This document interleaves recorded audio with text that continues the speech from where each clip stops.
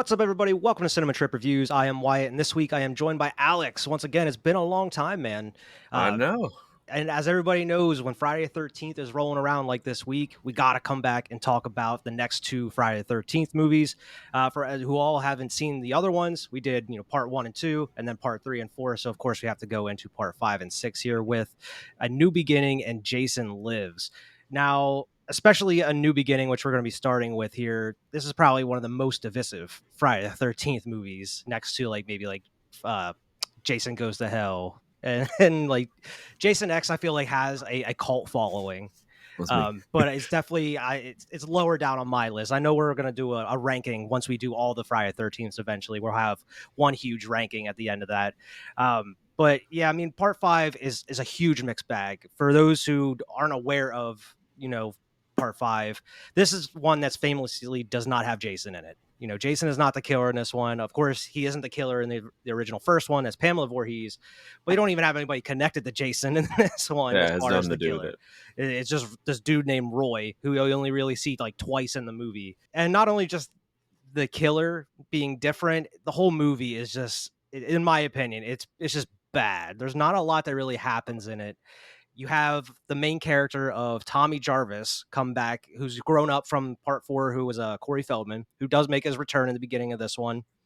But you make the main character of Tommy Jarvis, but you barely have him say anything through the whole movie. You don't have him do anything really through this whole movie. There's just really not much of a story going throughout the whole thing. It's just kind of just a bunch of little like kills slapped together and trying to make it somewhat cohesive in a way. This one was really rough for me rewatching this one because it's been a while. This is probably one I rewatched the least out of them That's what all. I've watched this definitely the least. But opposite actually, reaction. I kind of liked it this time. Really? Um, not likes maybe a strong word. It's definitely one of the weaker ones. But like, Yeah. I wrote in my notes, man. That opening with Corey Feldman, he's only in it for like a few minutes. Yeah.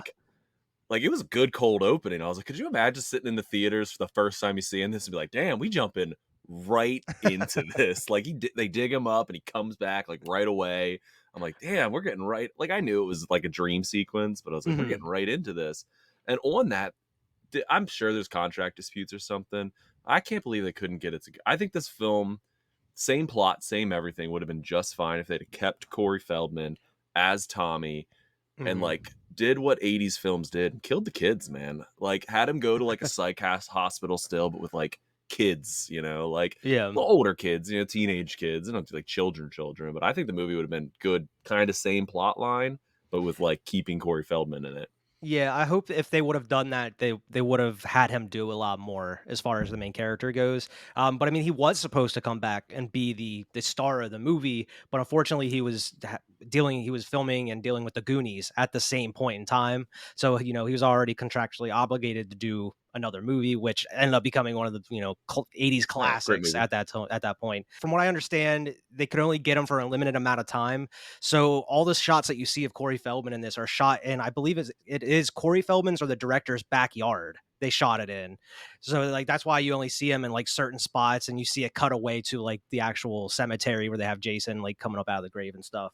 But I agree with you. That's probably one of the better scenes of the movie, though, is the very Yeah. opening. Compared to the rest of the movie, it actually has some tension and some atmosphere to it. I don't think a lot of the rest of the movie really does, because I feel like compared to the other one we're going to be talking about, who that movie kind of knows what it is. It knows what it wants to be as far as like it wants to have some comedy, wants to have some horror. I feel like this one tried to be a little serious, but it all came off kind of corny and kind of maybe intentionally funny in a This way in certain one, scenes. this one's the most like formula. I mean, they're all a little formulaic after this, but like it's super formulaic, man. Like you Yeah. set it up, you kill. You set it up, you kill. Like you see them coming from a mile away. So this is probably where they started running out of speed. But I kind of respect them for like trying something different. And Yeah. they were trying to fool you. Like it's fun to rewatch it knowing it's not Jason, to see all the things that they are definitely telling you it's not Jason. Like the mask being a different color, he walks really kind of strange. You can see him getting injured in a lot of it. He's like Jason's usually just like, ugh. Exactly. He like grabs his side. He's like, ah, shit, that hurt, you know. Yeah, Like, like, whenever Reggie hits him with the tractor towards the end, like, when he hmm gets up, he's actually, like, looking at like the blood bleeding. and He's like, stuff, uh yeah. oh, like so those were kind of fun for me to And for those who, like, rewatch. don't know the twist when they're watching it for the first time, it's like, "Oh, that's kinda weird." Like, especially if they watch the first 4, they're like, "Why would Jason do that? Like, what's going Yeah, on?" yeah, well, what's going on? He hasn't reacted in forever, you know? So, I Um, had things I liked about it that I didn't like about it 8 years ago when I watched it, you know? I was like, "Alright, I respect it." yeah, I mean, I didn't have too many problems with it as a kid. It definitely was one of the ones I didn't watch that much compared to the rest of Yeah, them, but I didn't for really have sure. too many problems with it. But as I'm getting older and I do kinda come back to it from time to time, it definitely ages and it definitely is rough compared to the rest of them. Even though from this point on, they kind of get even Rough. rougher. If They get yeah, rough. it's depending on who you are. Came out in 1985. The director is Danny Steinman, who this was his last movie. He only did 3 movies in his career.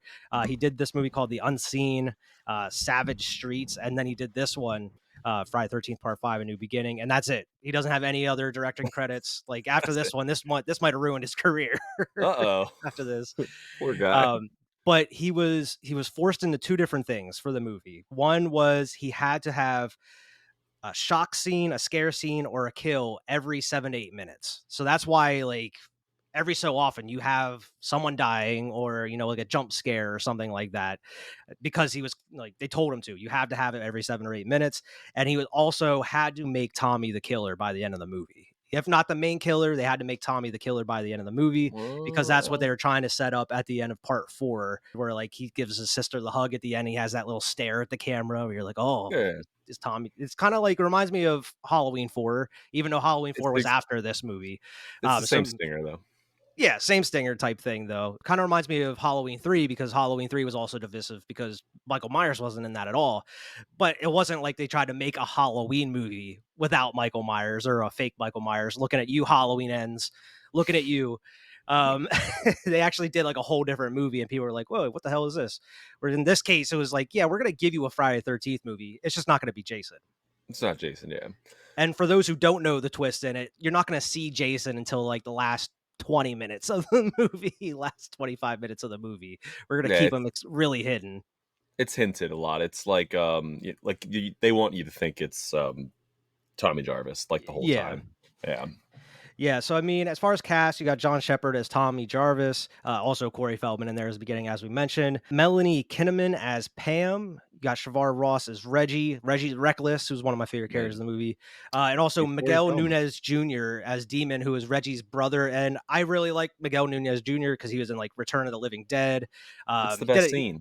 It's easily the It's the one of the best most scene. memorable scenes in all the Friday the 13th, in my opinion. Like, it's a lot Yeah, of it very quotable. Like, oh, yeah. goddamn, those enchiladas.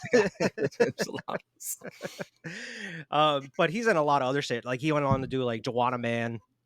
He was in the Scooby Doo movie. He was like the witch doctor in that movie. But he's in a ton of other shit. But yeah, this one it has its moments throughout the whole thing. But it's like as a whole, I don't think it lives up to any of the other Friday the 13th, in my opinion. And but If that's just, we'll get to the rankings like way down the line eventually. if I'm gonna defend it, I'm gonna say on the rewatch, and when I do these things, like, I just rewatch them. I just sit down and watch it. Like, I'm not going in any, "Oh, I don't like this movie." Like, I just watch it, see it, and write my notes down. Yeah. I liked the characters this time more than maybe I ever have. Like, I really liked, the stuttering kid and, like, the crush he had. I don't remember anybody's names other than Reggie and Demon. And I liked the girl who was just dancing in her room the whole time Dude, like with the no fucking yeah, just like I don't know. I enjoyed being these characters, and especially the stuttering kid. I remember like verbally saying out loud when he kills the stuttering kid after he asked the girl out. I was like, man, he killed him sad. Like everybody else is like after they got laid or after they like had smoked pot or what. They're all happy. yeah. This guy is like he's at his low, and he gets killed. I'm like, man, that guy didn't deserve And that. even the Like, chick, like, she was starting to feel bad. yeah, Like, she's she starting was to feeling feel. bad when she was going to bed, and then she ends up getting killed. Oh yeah. Oh, the chick in the woods too. I'm gonna put my vote in for it. She might be one of the hottest girls in a Friday the 13th movie. I That chick agree. in the woods she's so hot, dude. I don't know who that I actress is, but I'm like, this chick's hot. I agree, and apparently, the producers were not a fan of this director, because they felt that he was trying to shoot more of a softcore porn movie instead of a Uh, Friday the 13th. that From what I seemed like read, it read, the sex scene in the forest in that the you're alluding yeah. to, apparently that was over 3 minutes long, and they made him cut it. The MPAA made it cut it down to 10 seconds. They're like, "No, dude, we cannot do this. What do you think you're doing?" Honestly, usually MPA I'm against, but, like, maybe they were probably right on that one. If Yeah, even, in the like, the middle of my movie. producers were, like, upset about it at one point. They're like, "You're this is not a Friday 13th movie. What are you Hey, doing?" man, look, what are we watching right now? You pump the brakes a little bit here, dude. But, yeah, I mean, we can jump right into it. As we talked about, Corey Feldman returns at the start of the movie. He is going to Jason's grave, and then he ends up overhearing 2 guys come up, and they end up digging up Jason's grave for, you don't even really have a reason. They just come in to see if it's actually Jason, I guess. I don't know. Kinda similar to what happens in the next movie, but yeah, go Yeah, there's I mean, there's more of a reason in the second Yeah. movie, I guess, if you wanna get call it that. I mean, we'll get to that, because I have a question about that.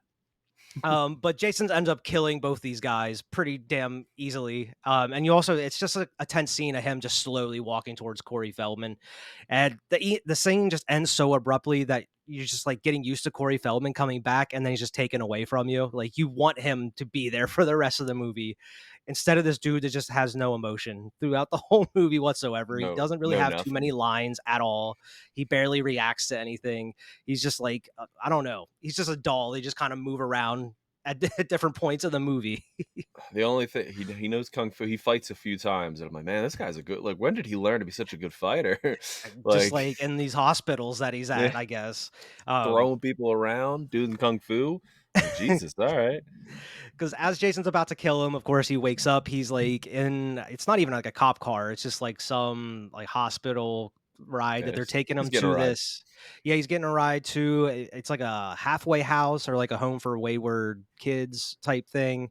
I don't know because there's like people of all ages there. I mean, I guess Reggie's not a member. He's only there because his uncle's like the cook there, I guess. But Yeah. everybody else seems like you have that old dude, Vic, who's out there just chopping wood, just pissed off all the time. And then you have like younger kids as well. So it just seems like it's for all ages type thing. Yeah, I mean, I don't know what you probably call it. upper teen it's a halfway house, yeah, for, like, troubled kids. Yeah. Oh, we get introduced to my favorite character, Ethel, here soon, too. Love Ethel. She's the angry neighbor. Yeah. Uh, but he's getting dropped off there. You find out he's been in and out of psychiatric hospitals ever since he was a kid. You know, he was end up butchering Jason and watching. You know, his mom got killed. His sister's still alive. They don't really talk about her at all. They just show her in like one of the pictures that he's holding at Is one that a point. still from the movie? I didn't look it Yeah, up, but I'm like it is. I thought so. I was like, I It's think just a that's a still. still Like, from then the why would you shoot. take that picture? Yeah, who took that photo? But he gets sent to Pinehurst, I believe it's called. It's like a halfway house, as you mentioned. He doesn't talk much, and he also doesn't really take directions or listen to anybody very well because there's people that just talk to him over and over and over, and it just goes in one ear, out the other. I mean, I guess they have him on tons of drugs and stuff, as they mentioned, because like the dude Matt that runs the place, he's like they had him on so many drugs, like I don't like it's crazy Yeah, that he even he's has like a mind left or something like exactly, that. and he keeps he keeps having these nightmares and stuff like that, so Yeah, he keeps like having these visions. He's hearing the dialogue from the last movie, like the die, die straight when out. he's with the machete and everything. You get introduced to Pam, who's like the assistant director, and you have those creepy ass hospital dudes that's like flicking his tongue at her when she's walking away and stuff. And it's like this dude. You see him later in the movie. He's a cokehead that comes up Yeah, later in the movie. There's so which many is another people in good this scene movie that just like pop up for no reason other than to that kill him. they're gonna get killed at some point. Like the dude that shows up at Ethel's house, just this random dude is like, "Oh, I'll work for food" type Where thing. only build up scene, that's He's it. only in 2 scenes in the movie. Yep. Where like Nah, it would have been interesting to have some of these characters maybe as like red herrings, like, oh, maybe they're the killer type thing. But they never go that route with any of this. I feel like they don't even go as far enough with Tommy to make him look like the killer at certain oh, points. no, they don't give you a red herring, like, it's just like, the killings are happening, that's it. Yeah, And like you would think they would try to give you a reason to make you believe it's Tommy at certain points, but to they be they, fair, they don't Jason's even not do the that only one who much. kills people in this movie either, it's not like he did it all, other people are killers in Yeah. this movie too. True. True, because they could have been like went another route, be like, "Oh, this dude escaped. Maybe it's him going Yeah, around killing people." But they didn't even do that. They could have done that, nothing. but Maybe they would have cut been it. an interesting idea though. But you get introduced to Matt and Pam, and they run a very laid back halfway house. Like everybody's kind of their own boss in a way. He says, like everybody's in Right, right. charge. Like he will discipline them if he has to, but otherwise, like everybody, they make sure they're in and in at a certain time. They're not up to trouble type things. You meet Reggie. Reggie ends up scaring Tommy with his little rubber spiders. You scared of rubber spiders? Scared of rubber spiders on Spiders on strings? strings. Scared of rubber spiders on strings on a stick. And then like Tommy scares them with the masks. Of course, they that's one thing they end up bringing back that they only use for like two scenes is Yep, Tommy just makes those those 2 scenes. masks from the fourth part four. That Um, is one of the most forced scenes, though. A, I don't think Reggie looks away from him when he puts the mask on, so, like, how did you not see it happening? But yeah. maybe I looked away, but B, then, like, Reggie's like, "What are you so why you love these masks so much? It's like you made them or something." I'm like, "Who the fuck talks like that?" Like, who who talks like that? That is, like, the Well, I most mean, Tommy forced. even acts like a child too when like Reggie tries to like take a look at it. Yes, He's like, "Give me that! "Give Don't me that." touch it." Well, that's when it happens. He's like, "Oh, you think you made them or something?" I'm like, He's "Why would like, you say I that?" did, "I did make." just so he could say that. I Yeah, did. exactly. Tommy, you see that he has that of course has to lose to something later. Tommy has this big ass pocket knife, which how does he even have this? You think out of like a dude that's in and out of psychiatric hospitals, they would make sure that this dude doesn't have a knife at certain Yeah. point. Like, why does this dude have this? It was a pretty big knife. Like you think they would have like maybe patted him down, try to search Yeah, his and stuff. I know they're lax, but, maybe check some luggage before they get checked in or something. Like, make sure they're not bringing drugs in or anything like that, Just like, "Nah, it's Yeah. cool. Go up to your room. Go up to your room. You're good." The sheriff shows up because they end up finding I forget his name. It might be Eddie, but they found two of the kids just like out fucking on Ethel's property because apparently these kids just break out and just fucking around the area, different spots. Just But it's these like 2 kids. just these two kids, they're horn dogs all the time. But like you would think like if they're their own bosses and they're so lenient, why can't they just do it at the halfway house, right? Yeah, they have Like beds and they got rooms. Like, he has his right. own room. I imagine the other ones have their own rooms too. Yeah, right. Like they're adults. Like you think they would let them do that, but if not, I guess they got to go out and find somewhere. Like as you see later in the movie, in the woods, here on Ethel's property, and this is where you get to meet Ethel, and she's just an ornery old lady, She's funny. and her son Junior, who just constantly like is repeating everything that she says. Yeah. It's like, "Could He's you he's shut the worse than fuck her. up?" Shut the fuck up. Your mama makes the best damn stew. Best damn stew. And she's just like, "If I catch those kids around here again, I'm gonna blow their head off." It's like, I don't know if you want to tell the sheriff that, Ethel. And then she even tells him, like, "I have a bomb on me. If you come even close to my I'll blow up." It's like, I don't believe you, Ethel. I don't know. I don't Ethel's think you know how to awesome. make explosive devices, Ethel. Ethel's the best. Ethel's a good character. See, like there's good characters in this movie hidden, dude. And Ethel's a good I character. think if they would have like I don't know if it was just written a little bit better or paced a little bit better, I think they could have made her a decent character. I didn't Her, mind her as much on this rewatch. Her son bothers the shit out of me though, yeah, just fuck because her son. he's They could so have wrote annoying. him off. They could have wrote him Um, off. he reminds me like just the look and everything. He reminds me of like Randy Quaid of like Uncle Cousin Eddie from Vacation Yeah, so yeah, much, yeah, yeah. just like the way he looks and like how he talks sometimes. He's super inconsistent too. There's like one scene where he like, and I know they're like it's fake teeth. You could see like his messed up teeth, Uh huh. and then like 2 scenes later, his teeth are fine. When he's like riding the motorcycle, I don't know why I noticed that. I'm like, his teeth are good now because I noticed his bad teeth in the one scene, and the next scene I was like, Yeah, his they're all teeth are fine. gross. This is where you also get to meet Joey in this next scene. Joey is kind of a simpleton. He's I don't even know what you want to describe. I'm not going to talk about the actor too much because this actor he's a terrible person in real life. Oh Apparently, yeah, this dude is I some up didn't. to some bad shit back in the day, involving like kids and actors and shit. So we're not going to talk about him too much. He gets what was Yeah, coming to him in this movie. yeah, we're not giving him spotlight. Glad he died. Yeah. No, I don't know if the guy died, but I don't know, but yeah, I yeah, mean, Joey, he's a simpleton. He keeps bugging everybody. They're just trying to like to do their household chores. Like the girls are trying to do the laundry, and he just has that. He just eats a chocolate bar like a child, dude. Like holds the whole thing with the wrapper and the melting chocolate down his hands. I'm good at laundry. I don't know why they don't assign me laundry duty. He just like yeah, gets I'm chocolate real all over good. the white sheets, and they just get pissed off at him. And then like, dude has no self-awareness. He just goes over and starts bugging Vic, just pissed off, chopping the wood. He's like, I've never chopped wood. I think I could be good at it. Think I'd And be then he's like, good at you this. want some candy, Vic? Puts it right. I thought he was Right gonna in take his front of him. hand off. Yeah, like right at the chopping spot. It's like, you don't have to be rude. And he's like, and Vic's like, I hate this place. Oh It's yeah. like, Vic maybe overreacted. I mean, like, oh, you definitely overreacted a little bit. maybe he knew something we didn't at the time, but like, Maybe it was justified. yeah, it was justified because of the Vic just character or the found out actor. about, so yeah, Yeah, some of the shit that Joey's been doing, so he had to put a stop to it. yeah, As soon as Joey turns his back, he puts that axe right into his back, and as you yeah, find out, he does more than that. He ends up chopping his limbs off, which is yeah. holy He like shit. chops him up. Yeah, he chops him up as when you see him pull up that the sheet and everything. But as far as the kills go, you barely get to Oh, see totally. anything. Barely The, get this, and this is like this movie on.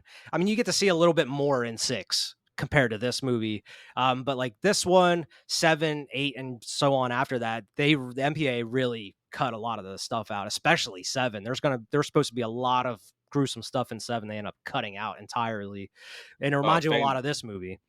Famously, there's a lot of good documentaries on like all the stuff that they've cut out of Friday the 13th. So that's Oh actually a yeah, fascinating watch. it Like is. if anybody's interested to go watch that after you finish this video, obviously. But yeah, Mhm. the MPA butchered these films, and maybe Yeah. that's why this one feels so disjointed. Like, yeah, we don't need a 3 minute sex scene in the middle of it, but like what else did they cut? Like is it Yeah. more than just the gore? So Yeah, and I think that's probably my problem with the movie. Not just them cutting away from the kills, but I feel like there's not a lot of not a lot of build up to these kills. They just kind of happen. and they're Like not you have fun. maybe like 2 seconds of build up and that's it. There's not a Yeah. lot of like lingering or atmosphere to the movie. It's just like getting to the point. Just kill, kill, kill, move They're on. not they're not fun either. Where No. like later it becomes a little more self-aware and they're like how can we kill these people? Like how can we mutilate these teenagers? That's kind of fun still. This one's just like, oh, he slit his throat, like, oh, he hit him with an axe, like they're not fun yet. Yeah. I think Yeah, the and funnest one is again the wood scene. I think those are the two like most creative kills, so yeah, and I never thought about it until this recent rewatch, but it feels like at certain moments of this movie, it feels kind of like a greatest hits of the Friday the 13th at certain points, even though there are only 5 movies in at this point, because you have people getting smashed through windows, which is a staple in Friday the 13th. You see that even in part 6, people just getting thrown through windows. You have the outhouse get scene where the outhouse gets shaken. That happens in part 3. You have, a lot of callbacks from part 4. You have the machete going up through the bed, which that happens in all like back to two Kevin other Bacon. yeah, Friday Yeah. part 3 as well. There's a lot of stuff that's kind of recycled from all these other Friday 13s leading up to this at certain points, so it kind of feels like a kind of a greatest hits at certain points. There's some original stuff, but there's a lot of stuff we already seen previously in the previous 4 movies. It's not like we're even 8 movies deep or anything. They're already Yeah. rehashing stuff. The wood scene though, like where he does the eyeballs to the chick with the cleavers, that's a good kill. Yeah, And then the next one he like is like tying like a barbed wire rope or something around the guy's it was like a face. belt, I think. Yeah, whatever it Yeah. was, but he's like crushing his skull like that. I'm like, how is this? Like, and again, that's something that like he's not Jason where he's just crushing this dude's skull. He's like having to like Using the stick actually, for leverage, yeah. yeah, like doing it. So It's I'm pretty like, creative. yeah, that was a good. Though again, maybe the best scene in the film, is this wood scene. And Yeah. I don't want to spoil, but the ending's okay too. But anyways, guy gets Um, chopped up. yeah, it gets chopped up. You have the paramedics come, and that's where you get introduced to Roy. Whereas, like, you would think out of like paramedics, you're probably not going to see through the rest of the movie. It's weird to name drop one of them if you're not going Mhm. to have anybody come up again because you don't even get the other dude's name. I'm pretty sure that he's talking to. Everybody's freaked out because they pulled the sheet up, which is like I don't think anybody like paramedics would just pull the sheet up of a dead body in front of all the Everybody. spectators around, all the kids. Because even the other dude that's like chewing gum, he's like, "Oh, a bunch of pussies." Like puts the blanket down. But you meet Roy, and he has that look in his eye. They specifically show a close up of his face with that look in his eye. He's like, Ugh. "Oh, what's going on with this cat?" This set's in like the 80s, but you have like 2 greasers that are broken down on the side of the road, like in leather jackets and the leather hats and Dude, stuff. I forgot about these guys. Yeah, yeah, okay, yeah, I remember this. And they're they're only here for this one scene just to get killed because they break You were down in the just talking. woods. Yeah. And yeah, the one dude's fixing the car. The other dude's like, I'm gonna go take a crap, and just goes to the woods and is like, you just don't. Why wouldn't you just hold it? Like, What the I fuck? like, what What kind did of they person is just do? like, yeah, I'm gonna go take a crap in the woods? Yeah, I'm gonna take. Maybe they broke it down for a real long time. You know, Maybe, but still, like, I feel like most people would be able to hold it. Like, like it's so what weird did just to say what that did though. these guys do though? Like we already spoiled the ending. Like it's Roy, he's the killer. Like what did these two fucking greasers do? That like They I just understand why he's killing everybody else. Now Roy's just like fuck it, I'm gonna kill everybody.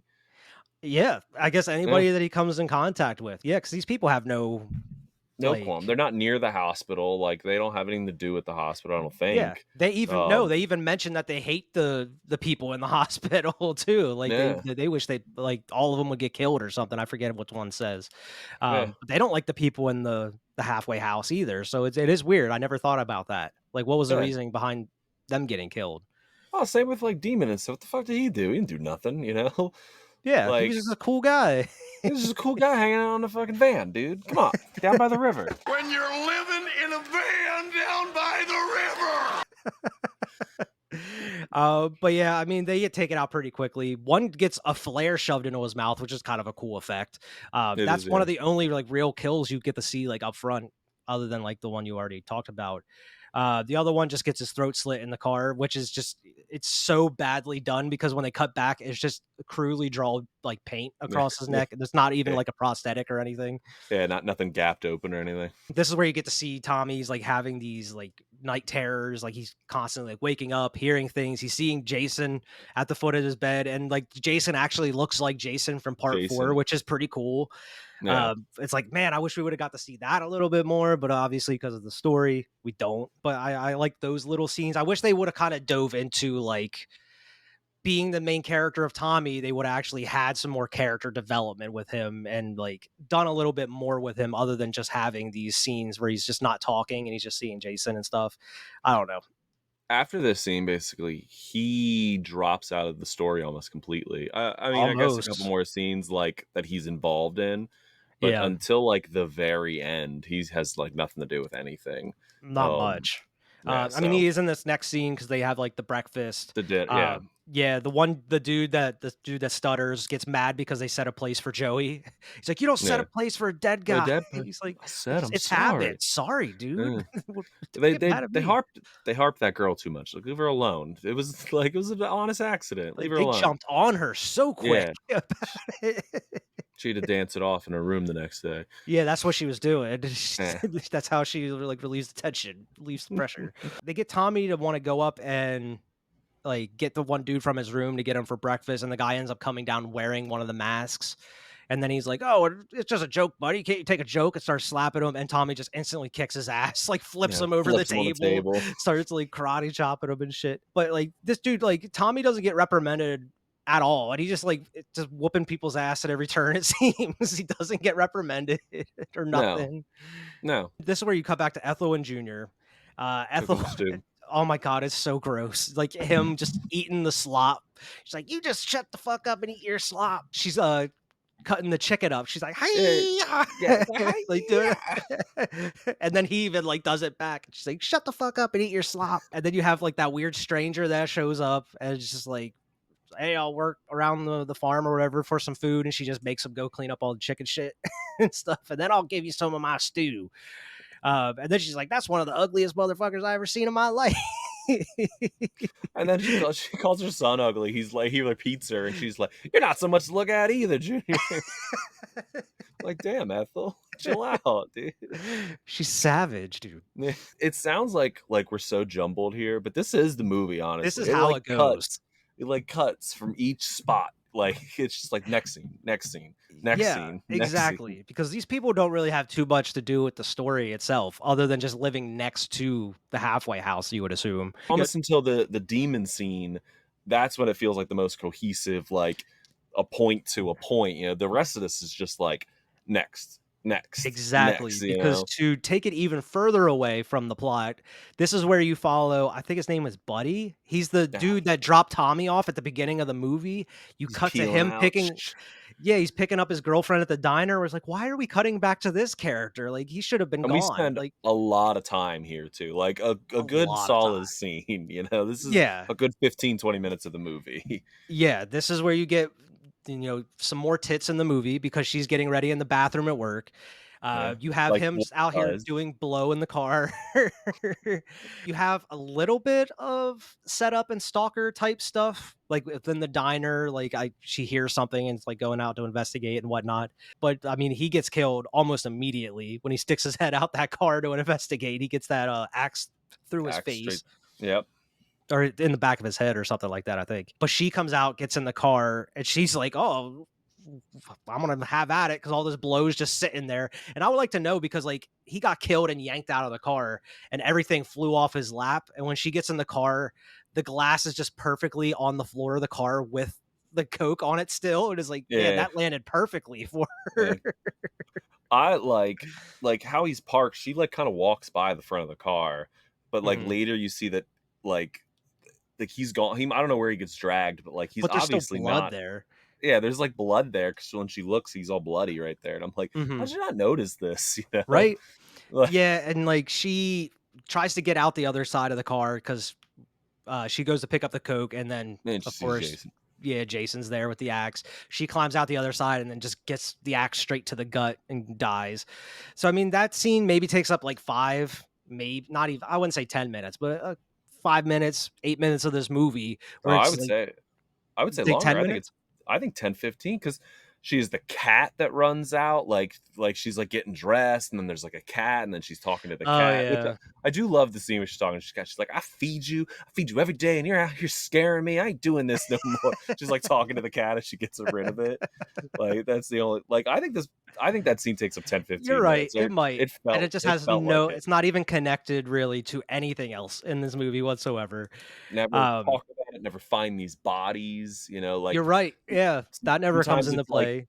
the main character running, finding all these bodies, which you don't. I don't think they're in the room later, but I would imagine they're not in I the room know, no, later. I don't think they are because I think Yeah, the ones that the cops find, I think those are the greasers the that we greasers, see. yeah, I'm pretty sure they're Yeah, the greasers. because the next scene is the sheriff. He's getting chewed out by you don't even know who it is. You assume it's like I don't know, like The the mayor. mayor or someone higher up is like chewing him out. Like we got fucking dead bodies being found here. Like you Dude in got a to figure suit. out who the killer is. And I like every other movie, you have to convince the sheriff of who the fucking killer is or whatever. Especially this next one we're gonna talk about.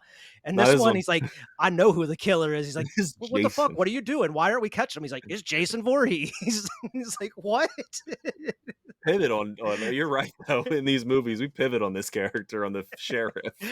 In this one, This he's guy's like, just "Nope, like, I know "Yep, exactly who it is. It's Jason, man. We gotta go find him." yeah, I'm packing up. See you later." And you don't get to see like these like the cops really until the end of the movie. It's not like they're out here And that's investigating. just cleanup. That's just cleanup. Yeah, like, that's They're just not the hunting people down in blanket Jason at scene. all. It seems. No, Tommy Jarvis is connected to the Jason killing. You think it's Jason. Where do you think you should be? You should probably be at the psych ward or whatever, the halfway house that Right? Tommy Jarvis is at, Even if you don't think it's Tommy and you think it's Jason, you'd be like, Yeah. he's probably coming after this kid. Why else would he be here? You Yeah, know? or like you can make him more of the red herring. The sheriff could be like, "Yeah, this shit didn't start happening until that Tommy Jarvis dude came into town." No, they never play Like into that. they never play into that, and I feel like that's what they want you to think throughout the whole movie is like, and they just never lean into it. And I think it would have made the movie work a lot better if they tried to force that into there, but just for some reason they just chose not to. Even But in go the end, when the girl and Radical Reggie are running away, Reckless Reggie, whatever his name ahead. is. That's I a cool name don't too, Radical Reggie. He's pretty radical at um, the end of the movie. yeah, he could have just been Corey Feldman. That should have been Corey Feldman's character. But anyways, like, even when they're chasing, like, they could have leaned more into that they thought it was Tommy because they find it in his room and they Yeah, never that's bring it really up. the only thing is like, yeah, Yeah. we found the bodies in Tommy's room. And Yeah, but then, they never, like, blame it on Tommy. Like, you never get that. You never get, like, yeah, that they build just up get of, like, Jason chasing him. And then Yep. Tommy shows up eventually, and they're like they're Yeah, two and then they're separate like, people. "Oh, So Tommy's yeah, fine." Yeah. help us, Tommy. Yeah, help me now. But the next scene we already talked about a little bit. That's where Eddie and his girlfriend sneak out. And like she was very easy to convince because he's like, hey, let's just go out to the woods. And she's like, oh, I got chores to do. He's like, come on. He's like, She's "Fuck like, oh, them okay. chores." Alright. Fuck them chores. Cool, let's do it. Yeah, and this is probably next to the opening of Halloween, probably the quickest sex scene ever in the history of film because it lasts like maybe 10 seconds. And he's like, yep, Yeah. I'm done. I'm going to go wash up in the lake or whatever. They, like, take the shirts off. You see that, and then it cuts back to, like, that, like, other man from Ethel, The like, old watching him. Yeah, And then, like, it licking cuts his back, it's lips like, all creepy yeah. and shit. He's like, so you, like, you see time because he's like, that's how long it took him. He's like, "Oh, that's it. I'm done." Yep, because as soon as it cuts back to him, he's like, "Yep, I'm done, John. I'm Time to I'm go gonna go wash down up." to the river and wash up.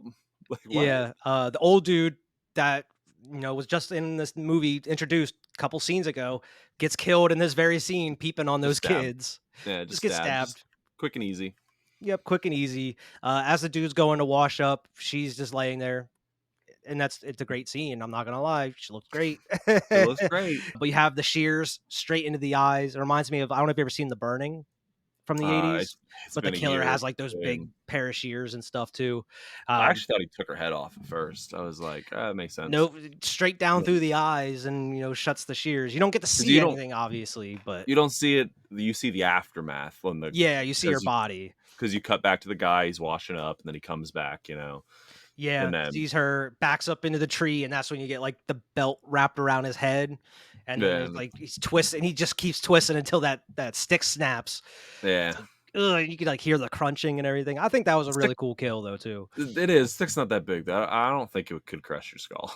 The stick Probably wasn't not. that like thick, but oh well. I mean, Well, it's maybe with the expensive belt disbelief. and the tree, maybe with the leverage. I don't know. It might have been able to. Maybe It definitely would have done maybe. some damage, especially with like the thin part on like your nose Oh and your yeah, eyes. it and definitely stuff. broke your nose. Shit, that would have hurt. But I think we cut back to the grandpa and them talking about going to see Demon, like because he wants to go in. Oh yeah. Pam's gonna take Reggie to go see his brother. His uncle just tells him to stay out of trouble. The Matt even tells him to take Tommy just to kind of get him out of the house, get him away from everything. Maybe it'll help him out a little bit. They end up taking him to go see his brother, and it's at a trailer park, but there's only one trailer. The rest are like RVs, and then his brother's living in a van. Yeah, it's a van. It's a trailer park, but there's like one trailer and like a couple vans and an It's a RV. Park. It's a squatter park. That's what it is. It's more of like a campground. Exactly. Yeah, definitely more like a campground. Also, like Yeah. the grandpa or the uncle is like, don't go see your brother, but like then you learn the brother's name is Demon, and you're like, I kind of get it, like maybe don't go hang with your brother, Demon. He seems like a nice dude, and he's a good brother. He's nice to his like younger He is brother. nice. He is nice to him. Like he jokes the best around. He character. wants to give him a beer, and he's like, "Nah, get out of here. I ain't gonna give Nah, you a beer." Gives I'll him give one you of one his if it's a good rings one. because he's impressed by all of his rings. He's like, "Oh yeah, you can have one, man. Keep it." And I like when he's like, where'd you get that?" And he just shows Yeah. like his girlfriend sitting in the back. I like that he says that Jenny's his. He's like, this is my girl. She never corrects him or anything. I He's mean, like, I know "Come it's here, like baby." And she even walks over. And he's like, "Oh, hello." this is my girlfriend. And it's like it seems like Pam, because she's like the assistant director, like you think she would be like looking out for it, but like his brother's sitting there smoking a J with his girlfriend, drinking beer, and she's just totally cool with like the little And Pam's brother hanging out with him. chilling And with them. Yeah. everything. Yeah, At this point, she's like in the van with them. yeah. She's probably smoking with him and everything too. You have Junior that rides by on the motorcycle, starts antagonizing Tommy because he recognizes him from the halfway house.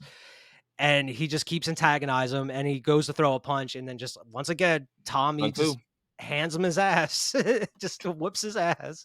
Kung Fu Tommy Which over here. yeah, it makes a ruckus. Pam and Reggie gotta go get Tommy, and then like Tommy just runs away. Yep. He's like, I'm out of here. He just throws a fit and leaves. So they got to go hunt down Tommy, and this is where you have one of the most famous scenes in the movie. Some damn enchiladas.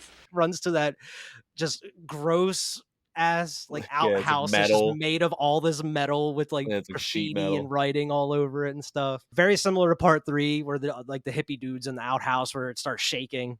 or like Jason shaking it, but it's actually his girlfriend fucking with him in True. this one. And it's such a weird dynamic between like him and his girlfriend. Yeah, It's they're just like oh, talking about you'll feel better after you shit. yeah, that And it's is like, weird. ugh. And then she Something starts like that. singing to him. She's like, ooh, baby, He's ooh, singing too. baby, Ooh, baby, ooh, baby. Hey, baby. ooh, baby, hey, baby. Like, get the fuck I out of don't. here. I can't poop like this. It's 80s. I don't have a cell phone to pay attention to. I'm just sitting here. Maybe that's what they did. They sang. Yeah, that's what they did. Especially at Uh, night, you scared. You want somebody beside you. It's the buddy system. can't read. Can't read. It's too dark. Couldn't take a shampoo bottle. You can't read the shampoo bottle. It was hilarious because as soon as she starts shaking it and he finds out it's her, he's like, "I'm gonna get you, bitch." He's like, starts putting, he's like, "Stop fucking with me, bitch. I'm coming for you."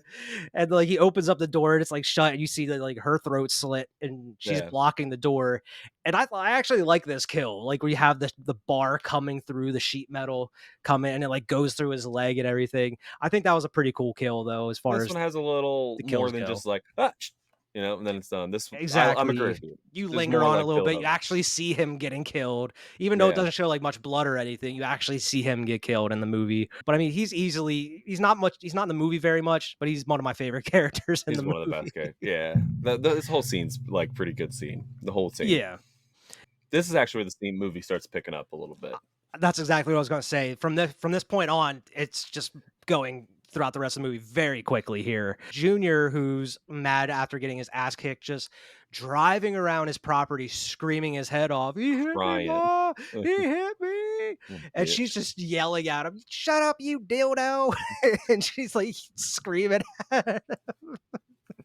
"Shut the fuck up, get in the house."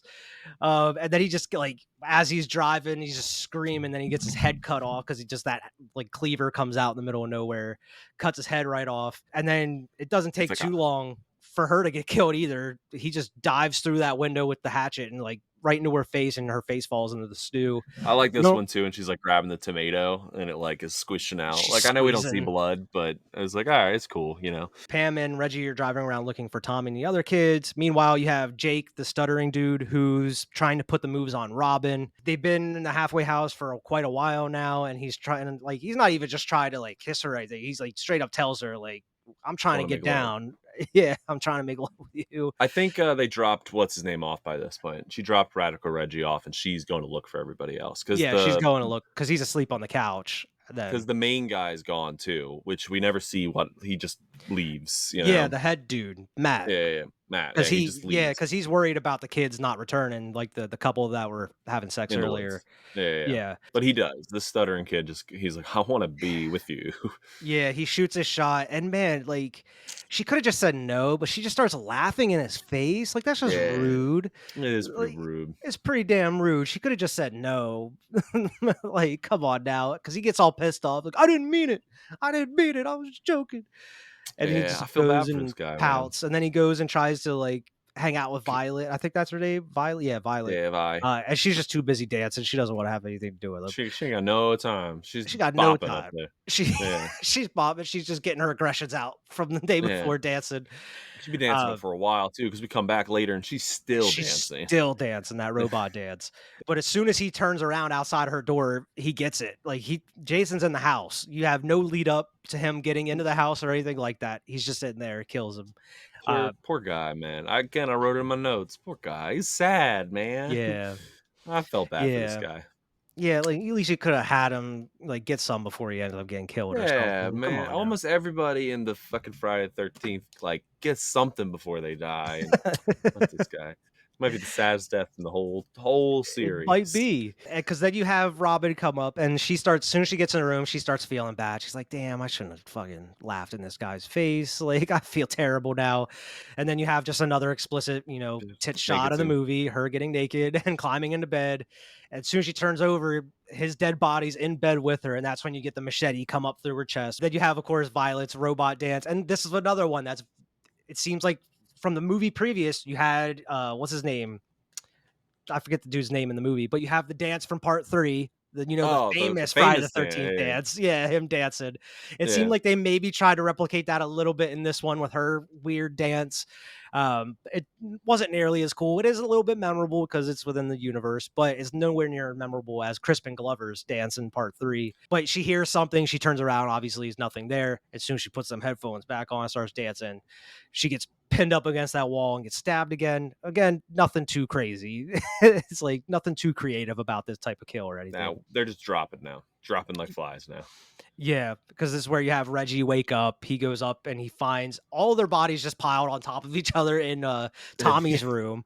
And in then his Pam bed. comes in and he's like, "Yeah, I found it's a Tommy's room. Go check it out." And I don't Doesn't know what she tell was her. expected. Yeah, he doesn't tell her what it was. He just waits for her to start Go see screaming bloody yourself. murder. Yeah. And as soon as they start running out the house, that's when they run into Jason. You actually get to see Jason for the first time in this movie. I don't know why they use this hockey mask that you see at the top of the banner here for the cover of the movie, because that hockey mask looks nothing like the hockey mask Nah, in the movie whatsoever. it's just got like blue things instead of like Yeah, the it's red got blue one. marks instead of the red ones. But for some reason, they use this weird ass hockey mask for the poster of the movie for some reason. They just keep running, and then they run into the paramedics car. And then Yeah. the other dude from the beginning of the movie just falls out. He's dead out of the Jason's already there. Jason just pops up behind the paramedics car, even I though like it's not the real Jason, but he teleports like the real Jason. teleports. I like this scene though, because Reggie leaves that girl. He screams straight like up a little girl too. Like he sounds and like her leaves screaming leaves Pam, just completely abandons her. because he's smart. He's like, I'm not sticking around for this shit. I'm dipping. Peace. But then he's looking for her like a minute later. He's like, Pam. I'm like, dude, you just left her. And she just goes back to the house. She just, Oh, yeah. goes back to the house looking for him and is like, why would you go back to the last place he was there and Well, all she those dead bodies finds- were? She finds the lead guy too. He's in the woods, I think. Like He's pinned. stabbed to He has like a tree. railroad spike through his head, like stuck up to Yeah. the tree. And he's like, we didn't see again, this dude get killed I whatsoever. missed that kill. Missed that kill. We She goes cut back to to the these house. greasers who mean nothing. Couldn't see this guy who we actually met. We Right. met this guy. He was a nice dude too. Yeah, we could have bonded. No, just these greasers that we have no connection over. She runs back to the house looking for Reggie, and then Reggie's uncle gets thrown through the window, and his eyes are cut out. Yeah, He's like, poor we didn't Reggie. get to see that happen at all. Yeah. And Poor again- dude only had like 10 seconds of screen time in the movie. He's an older guy. Come on, you couldn't let the uncle just live. Come on now. Character that we all kind of liked again, because he's connected to Reggie. He was nice to Reggie. He's got that nice dinner or like breakfast scene with Reggie where he's throwing a fit and he's like, "Come here, boy!" Like, so like, yeah, they killed two characters off screen that they could have showed. Pam is just, they purposely gave her no bra in this movie because this director was up to something, and they the gave producers no knew it brawls. because They gave no she's characters just brawls. running around in the rain in this white shirt that's just soaked through, and you can see directly through it. And, The dance scene. The too, producers the were way- right about this director. Yeah, the dance scene too. That chick's definitely not wearing a bra. She's in there like dancing. Bouncing I'm all like, around. yeah, I'm like, Jesus, dude. I mean, whatever. She's in her room, chill out. This director had an agenda. All these actresses were like, I want to wear a bra, and he's like, nope. They wouldn't do that here. They just not wouldn't. in my movie. You're not. Pam is not the brightest horror movie No. character in the world because as she's running away from Jason, she trips and falls and then just forgets how to get back up on her feet. She just keeps crawling and stumbling and crawling and stumbling. No, She doesn't know how no. to stand up and run Stop. again. No way. And then just decides to turn Please. around and give up. Just no. Please. And then you have Reggie the Reckless, the Killing savior of the day, come out driving that tractor with those I guess it's like for hay bales and stuff, I'm assuming, like with the spikes out on the front, and just fucking rams Jason with that one. And this is like what we mentioned before, where you see Jason kind of like reacting to being hurt for the first time, really, Yeah, he gets because he up just and gets he's like- stuck. Yeah. Yeah, He gets up and he's like looking at his side and he's like, oh shit, like he's like touching the blood.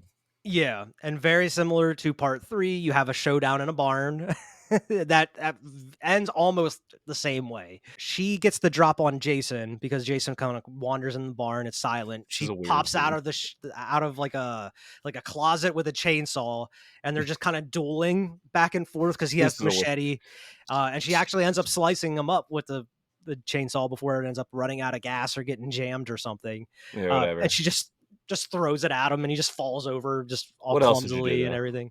Yeah, Oh, that makes exactly. sense. I throw it at him too. And after they're like climbing up to the top, that's when you have Tommy come in, and you haven't seen him for like the past half hour of the movie. You don't know where he's been, and he just immediately has a PTSD like flashback, and he's just like in shock, and he just stands there and lets Jason just walk up to him and just slice the shit out of him with that machete. He does nothing to defend himself or run No, away. just stands there and watches him. Just stands Thinks there it's and a just like, flashback. Jason, Jason, like talking to himself. It's like this.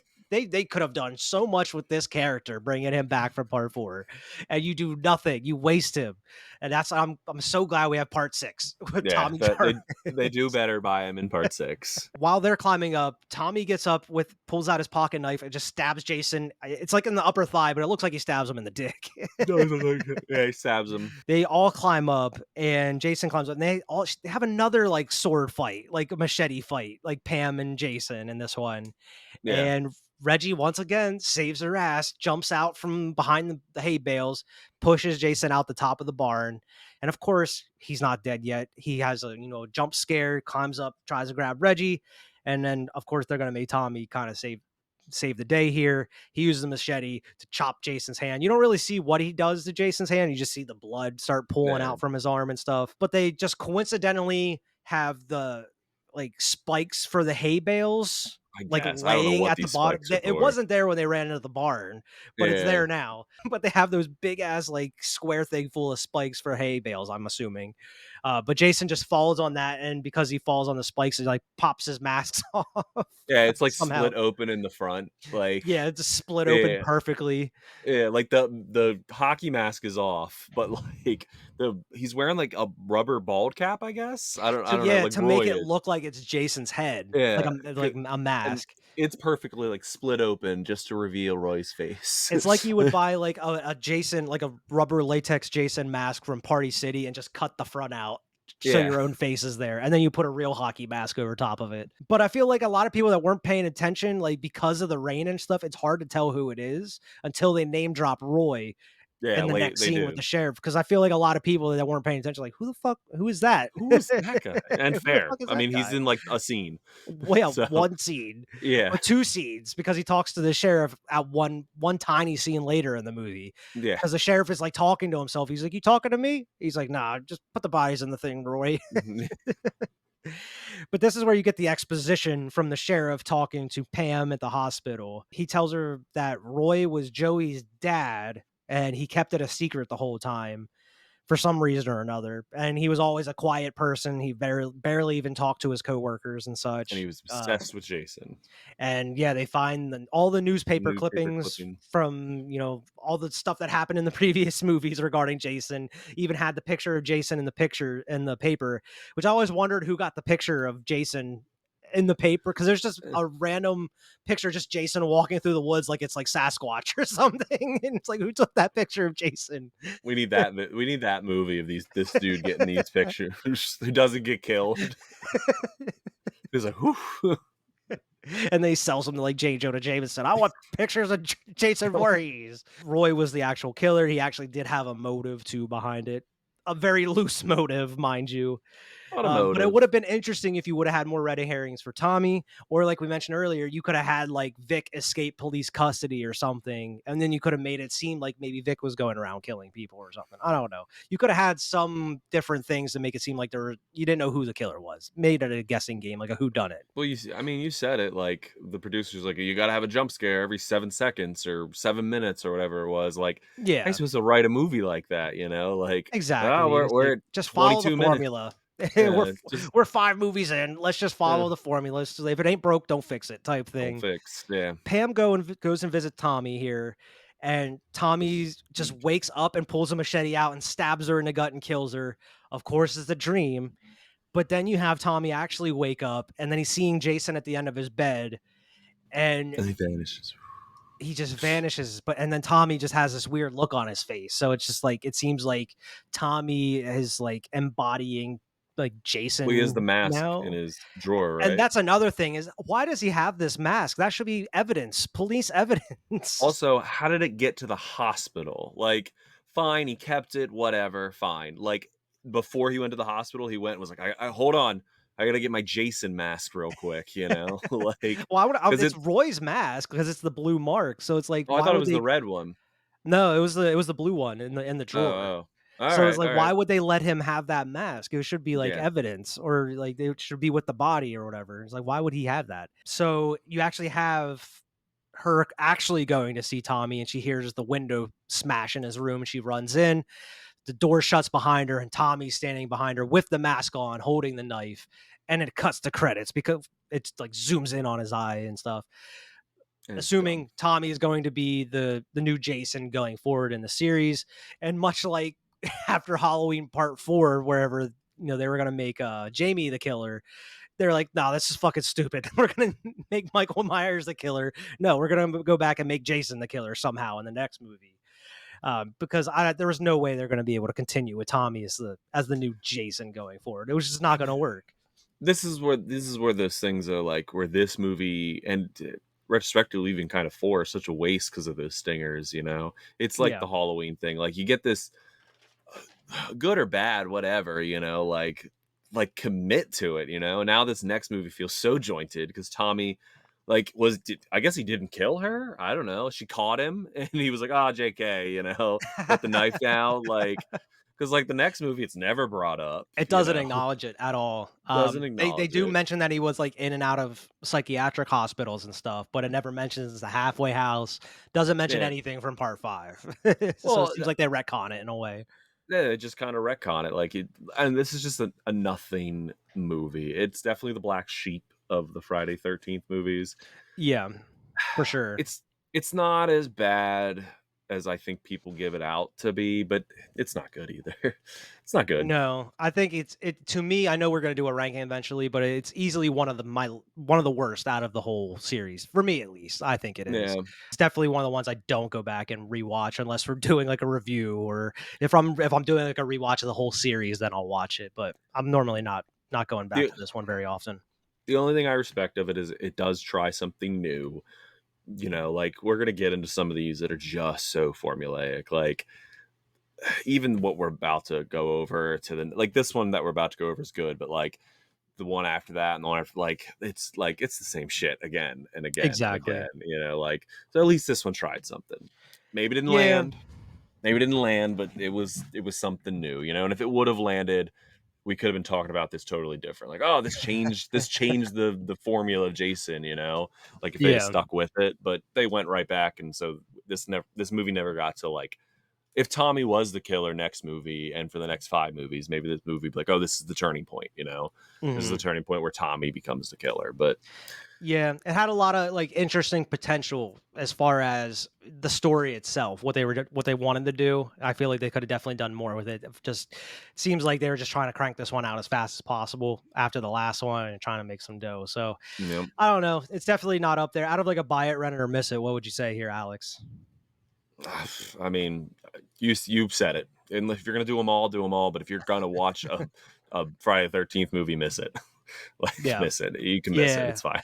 Yeah, I'm gonna say miss it. We don't give miss it's very often on the channel, but this is a Yeah. miss it for me. Unless you're going and watching the whole series, there's really no reason to watch this one. There's no reason. It's not that good of a horror movie. It's not a good Friday the 13th movie. Within the series, fine. Like, okay, there's bright spots, but Yeah, as a solo, no, absolutely not. What's the point? There's yeah. so much better ones that we've already covered. Go watch them. Speaking of that, on to Friday the Eh, 13th Part 6, Jason Lives, one of my favorites of the series, of the Really? franchise. I love this Favorite. movie. Okay. I'm not saying it's my favorite of the whole series, of the whole One of franchise. them. It's one of my favorites of the franchise. I don't know. It's just something about it. It knows what it wants to be. It knows I feel like it knows how to do cool kills. It knows how to do some cool, interesting things, but it also knows how to insert some comedy in there. It's kind of a horror comedy in a way throughout the whole Definitely. thing, and it doesn't take itself too seriously at all.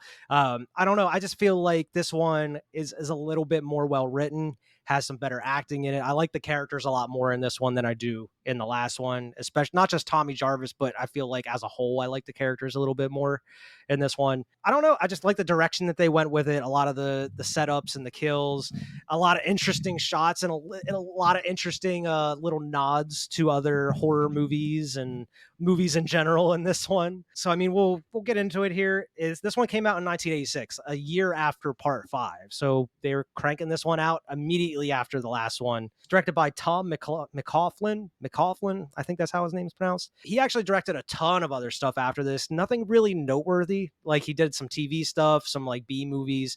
He directed a lot of other stuff after this, just nothing that really made it big or is really on anybody's radar. Nothing I recognize personally. But you have Tom Matthews, who plays Tommy J in this movie, Tommy Jarvis. Jennifer Cook, who plays Megan, who actually retired right after this movie from acting. She's like, no, I'm good. I'm done with acting. She was dumb in this movie. She's the dumbest character in this movie. And you have David Kagan as Sheriff Garris, who is Megan's father, who is such an asshole in this movie. One of the worst cops Also ever. dumb. Yeah. Also dumb. John Shepard from Part 5, who played Tommy Jarvis, was actually going to come back to play Tommy Jarvis in this one, but he became a born-again Christian and said, nope, I can't do it. Well, why can't Christians do it? Like, what's maybe so just unchristian horror about killing movies? killing a serial killer? Like, that's your whole job. That seems like a good thing. And surprisingly enough, this is the first and only movie in the entire franchise that doesn't have any nudity in it, which is pretty interesting. They show a lot of gore and some kills in this movie, but they don't show any nudity in this one. And it's the only one to do so out of the whole franchise, which is pretty interesting. I mean, I have a couple other notes here, but that's going to be more so as we're going through the movie. And this movie starts pretty much almost exactly how the last one started, except with an adult Tommy Jarvis. Tommy and his friend, who I forget the actor's name, but he played Horshack in Welcome Back, Kotter. I know that. I don't know if you've ever seen the show from back in the day. But he played like a goofy dude, like the comic relief in that show. But he plays Tommy's buddy in this one. They're going to Jason's grave to destroy the body because Tommy, they mentioned that he does have visions and shit still, like similar to Part 5, and that he's been in and out of the psychiatric hospital, whatnot. But to ease Tommy's mind, he needs to make sure that Jason's body is fully destroyed. So he's gonna burn him.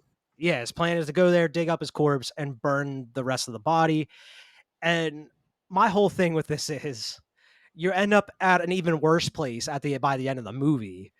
Everything would have been Gucci if you didn't go through with this plan, I feel like. You started this. You started this. Jason would have been dead for the rest of eternity if you wouldn't have done this plan. Also, you didn't do your plan because you why does he stab him? You know, like you had the kerosene, you knew your plan. Like why would you bring the mask? Yeah, you dig it. So they dig him up. They do find him. They dig him up. Hey, why is Jason buried like this? Jason's in who paid for him to be in this nice ass graveyard? You know, like who the fuck paid for this? This dude be a John Doe in a fucking like a town crematorium. You know, he's not getting a nice little gravestone. It's just not happening. He's a serial killer.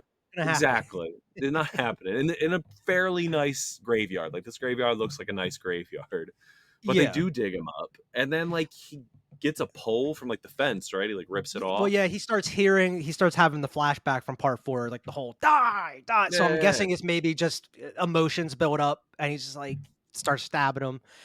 But yeah, he stabs him with that pole and just leaves it in there. And then he's like, all right, I'm going to end this once for all, and goes and gets the gas. And then you just immediately have a storm just pass over.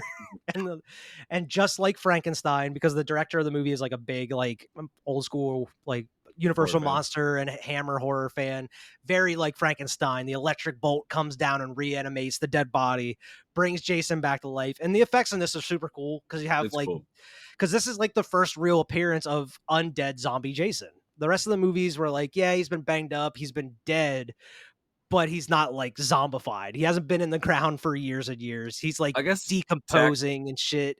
I guess technically the last movie was the first appearance. I guess technically. I guess technically. I do like but you have like the maggots and worms all over his face and stuff. It's pretty gross. Like that, like he doesn't get straight up either. You can just like see him looking around, like because Tommy's still like his eyes open. He's just kind of like he doesn't get up right away. So yeah, I like that too. And then he gets back into the grave to like cover him up, and then Jason just grabs him immediately, and they start having like a tussle. He gets up, and Jason like stands up, and he goes immediately after his buddy because his buddy tries to stand up for him. And it's such a cool kill scene. He just busts his hand through his whole chest to pull out his heart. It's like, holy shit, this is how we're going to start off the movie. Where else are we going with this? Yeah, and it just goes straight up outrageous. Like we've had all these other crazy kills, but we haven't had Jason just straight up rip somebody's heart out of their chest before. He's a superhero at this point. Like, exactly. He's super strong, durable. He's a superhuman at this point. Yeah, and for some reason, Tommy brought the hockey mask with him. So as soon as he kills his buddy, Tommy just pieces out. Jason puts on the hockey mask and does the whole spin around, and you get the fucking James Bond opening with a zoom into his eye and him walking across and slashing the screen. I Yeah. know a lot of people have a problem with it. I love it because I like the tone of the movie itself as more of a comedy. Yeah. I don't know. I like it. Like it makes it. I can understand why it could be a little cheesy, but I think with that the tone of the rest of the movie, it works perfectly with the opening. This movie's cheesy. This whole thing, I mean, It is. in a good way. Like, come on, guys, we're at the sixth one. You know, like how Yeah, but long we're gonna keep this it's tension? not like unintentionally cheesy though. It seems like Yeah. they purposely did this for a reason. No, I'm with you. This one's a good one. You know, it's like Friday the 13th or Nightmare on Elm Street. Like, but it didn't go that far. But by hell, the Yeah, third Friday the 13th, they were like just busting straight one-liners. You know, so exactly. I'm cool a little camp in this little cheese. It's fine. It would have been cool if they would actually had like a Bond credit sequence with like all this cool like, animated stuff and like a song for it and everything. You should have. Oh, Jason should have got a song. That'd have been dope. Like Jason slashing people and like the credits are like in the blood or something. Like as soon as it comes back from the credits, it's just Jason walking down through the woods. And then just cuts him back to Tommy. Tommy goes to the sheriff, and the sheriff like immediately is like, "I'm gonna arrest you." Like Yeah, he you're put a gun- Tommy Jarvis. No, dude I'm not busts into the doing. sheriff office, and he just pulls a gun on him instantly. Just like, what are you doing? Dude?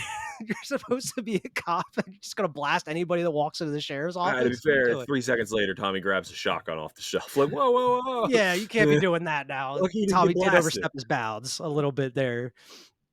But he immediately just starts telling him, like, yeah, and he like, you kind of incriminated yourself too. Like, yeah, I went up, I dug this grave up, I was gonna burn the body. He's like, But he's what? like, whoa, whoa, whoa, hold on, dude. But he like immediately just obviously not gonna believe that Jason Voorhees just came back from the dead Fair. because much like the Nightmare on Elm Street series where the parents are trying to cover up Freddy and make sure it never happened. It seems like that's what everybody's trying to do here now. Because as you find out, they renamed Camp Crystal Lake. I forget what they named it to. Forest Green. It's called like Forest Green Lake or some shit like that. But it's not even Camp Crystal Lake or anything like that. They completely renamed everything. Jason is just a legend. They're not like apparently the parents aren't even telling their kids the truth about Jason Voorhees or anything. They're just trying to make everybody forget it at this To be point. fair, Jason hasn't cared about Crystal Lake in many movies. Like even 3, isn't it like across the lake, like on the other? Like it's not at the camp anymore. Yeah, Yeah, like it's he it hasn't must cared be a about. huge like site, like Yeah, campground. yeah, because like the second one, I get it, he's in it, but like by the third one, which the third and the fourth, it's across the lake. I think. Yeah, Like definitely the fourth because it's at like Corey Feldman's house. I know it's not Corey, yeah, you know. that house in the So woods. You cut to the couple that's driving in the middle of the woods. The woman in the scene is actually the wife best of the director of the movie. What was and the that? smartest. Fuck, she's the smartest character in horror because Oh she's yeah, she's awesome, she dude. she just She's like, we got to stops and back up. she's like, I've seen enough horror movies to know if you run into a guy with a mask to not go forward. She's like, And I'm this getting guy's out like, of here. we're not going reverse the whole way. Like, fuck that. Yes, we are. I He's would like, be with her. Like, he's like, nobody wants to get killed. Just keep driving until he jumps out of the way. Like, she obviously that doesn't work. And she's like, you know what? slashes I'm the just gonna car. drive the whole way home. And she Yeah, starts backing up. He's still carrying around that fence post. yeah. Jason. And he She just goes like like shoves to it through the bumper, through the tire and everything. And the dude just takes out a pistol that he has in the glove compartment. She even tries to tell him, like, what are you doing? Get back don't in get the out of car. this. You're an Eh. idiot. Don't get out. Well, at this And point, I mean, you're not going anywhere now. I'd have got out and yeah, ran. he hesitates for It way too long. He doesn't doesn't take matter his to me. shot. Jason just straight up stabs him with this post and just flings him over his shoulder into the woods somewhere. And this lady, and apparently she almost died in this scene. This is the director's wife. She almost gets killed because the stunt dude that was throwing the pole through the windshield in the scene, he was supposed to throw it through the other side. And the way that it hit the glass, it shoved it in the wrong direction and it like barely missed her face. Oh So like shit. that post almost went through her actual face, and apparently when they were actually filming it. So I'm glad that she didn't get harmed. Yeah, Because and she even yeah. tries to bribe Jason too. You She's want like, money? take this, I'll give you all my money." I don't want And he shit even to like do with pulls you. her. He like disappears, and then he just drops down behind her, like in the puddle, and just stabs that pole down through her face. And you just have like her credit cards floating around in the water. I actually saw, I think it was in one of the documentaries that you mentioned. The director of this movie has the tombstone of Jason in his yard. Like it's an actual Uh, tombstone of Jason in his yard. And it was overgrown with weeds one time, and he had like the electric person come out to read his meter, and it got freaked out because they saw a tombstone in his yard. And it was like Jason Voorhees' tombstone. It's pretty cool. Holly weird. This Yeah, is straight up. these are the greasers though. These two characters. Oh no, never mind. They have something to do with it. I know who they are. Never mind. Yeah, they're actually Disregard like my statement. counselors I know for who they because are. Yeah, yeah. They because have something to do. in I believe it's the next scene. Yeah, you meet the daughters Yeah. and like all Sheriff's the daughter, counselors. Megan, and her friends show up because those 2 went missing. They didn't show up to the camp, Yeah, and they're so like she the was getting ready leaders. for all the kids and stuff. Yeah, exactly. Like, the sheriff's just instantly like, "Oh, don't worry, they'll show up eventually, whatever, don't worry about it," and the Tommy's still just like, "Dude, it's Jason, what are you telling?" He's sitting there, like, he's been telling him this all night from the jail cell, like, "Dude, Jason's here, what are you Jason's doing?" here. And the daughter gets interested. She's like, "What do you mean, Jason? Like, you think he's still around?" He's like, "I'm fucking Daughter's the telling most you." rebellious character. She's Oh just yeah, doing she things straight to up piss daddy everything off. she does in this movie is just to, yeah, spite Piss, daddy. yeah, piss daddy off. I'm just like this fucking chick. It's funny because like the dad is such an asshole, but he has moments of being nice. Like even to like her friends and stuff, he's stern, but he's kind of nice. Yeah, But as soon as you get like cross that line with him or like kind of irritate him, he just flies off the handle. he's a sheriff, man. He's the boss. This like great value looking Donald Sutherland dude. Yeah, The sheriff and the deputy decide that, yeah, we're not going to hold you any longer, but we're going to escort you out of town. He's like, I yeah. could We just call don't a want. psychiatric hospital, but I don't want you around here any longer. I just want you to leave. We don't want to deal with you any longer. And Tommy uses this as a perfect excuse because he's driving past the cemetery. He's just like, I'm going to do my own thing. He's like, I'm going to lead them to the cemetery to show them that we actually dug up Jason's body and he's missing. But what they didn't know is the caretaker, this old drunk dude, he came I'm gonna across get the blamed dead. for this. Yeah, he's I'm like, gonna I'm get gonna blamed get blamed for this. for this. He's like, I'm just gonna make sure it look like it never happened. And then he breaks the fourth wall too. He's like, some people have a weird, Your strange sense of sense humor. humor. Yeah, He's like, he breaks the fourth wall, which is like all the other stuff is fine, but I feel like that kind of like it's a little no, too much in a I way, like kind of breaking like the it. fourth wall. I think the other thing that happens with him later in the movie works better than that scene. Yeah, this is Um, to me just like sitting in the theater though, and just like I try to put myself in that where like he's just looking yeah, at you, like he's looking at you, theater goers. You know, you're right. I like yeah. if you watch it in the theater or something, people get a laugh out of that. But yeah, he takes him to the cemetery. Like he takes him on that little goose chase, and they end up tackling him. And then you see like the deputy has this big ass like mail ordered like what is it? A laser sight on his Oh, pistol. it's like as big as his gun. It's as big as his gun. He's like, wherever the dot goes, you bang. It's like, this dude's a How does he douche, holster this thing? Like I don't know if you right? ever see it holstered, but Probably has a special holster for they it. pull it on him one time, and I'm like, where the fuck did he holster that? This is where you cut back to the kids at the camp, Megan and the Yeah, friends at the camp, and they talk about how that it used to be like Camp Blood or whatever, and they changed the name, and they also insinuate about what day it is too. They insinuate that it's actually Friday the 13th because I think it's only like one or two other movies in the series where leading up to this point actually take place on Friday the 13th. They actually name drop the date. They're like, I can only think of one thing scarier than that. And it's like they have the bus full of kids come up and they kids. all get off. And the This lady is comes out, they're like, it's your problem now. these characters are my biggest complaint with the movie. I'm with you. I like this movie a lot, but none of them stick out. None of them. Like even the last movie, for bad as it was, we knew the stuttering guy. Like we knew the chick Yeah. dancing. Like these people are the most generic camp count. Other than Megan and Tommy, Tommy and Megan are great. The sheriff's great. Like all those characters are great. These like 5 or 6 other camp counselors, no, fucking I kind the of like chick the wears. one dude, I forget his name. The kind of the one dude out of the group. The one Yeah, that's like he goes and he's like trying to teach the kids about the like kids. Native The American like signal thing or like the That's his whatever only they're scene, called. though. And the chick in, like, the fuzzy boots, she's wearing, like, the fuzzy slippers around everywhere, like, Well, that's not, everywhere. he has the scene in the RV and stuff too. Oh, yeah, Um, yeah. The RV is my favorite scene, though, like, we'll get there, though, but but yeah, he's trying to teach him about like Native American like markers, like stone markers and stuff, and he's just making up this bullshit story. And the kids uh, are like, "We're in for a long weekend, man."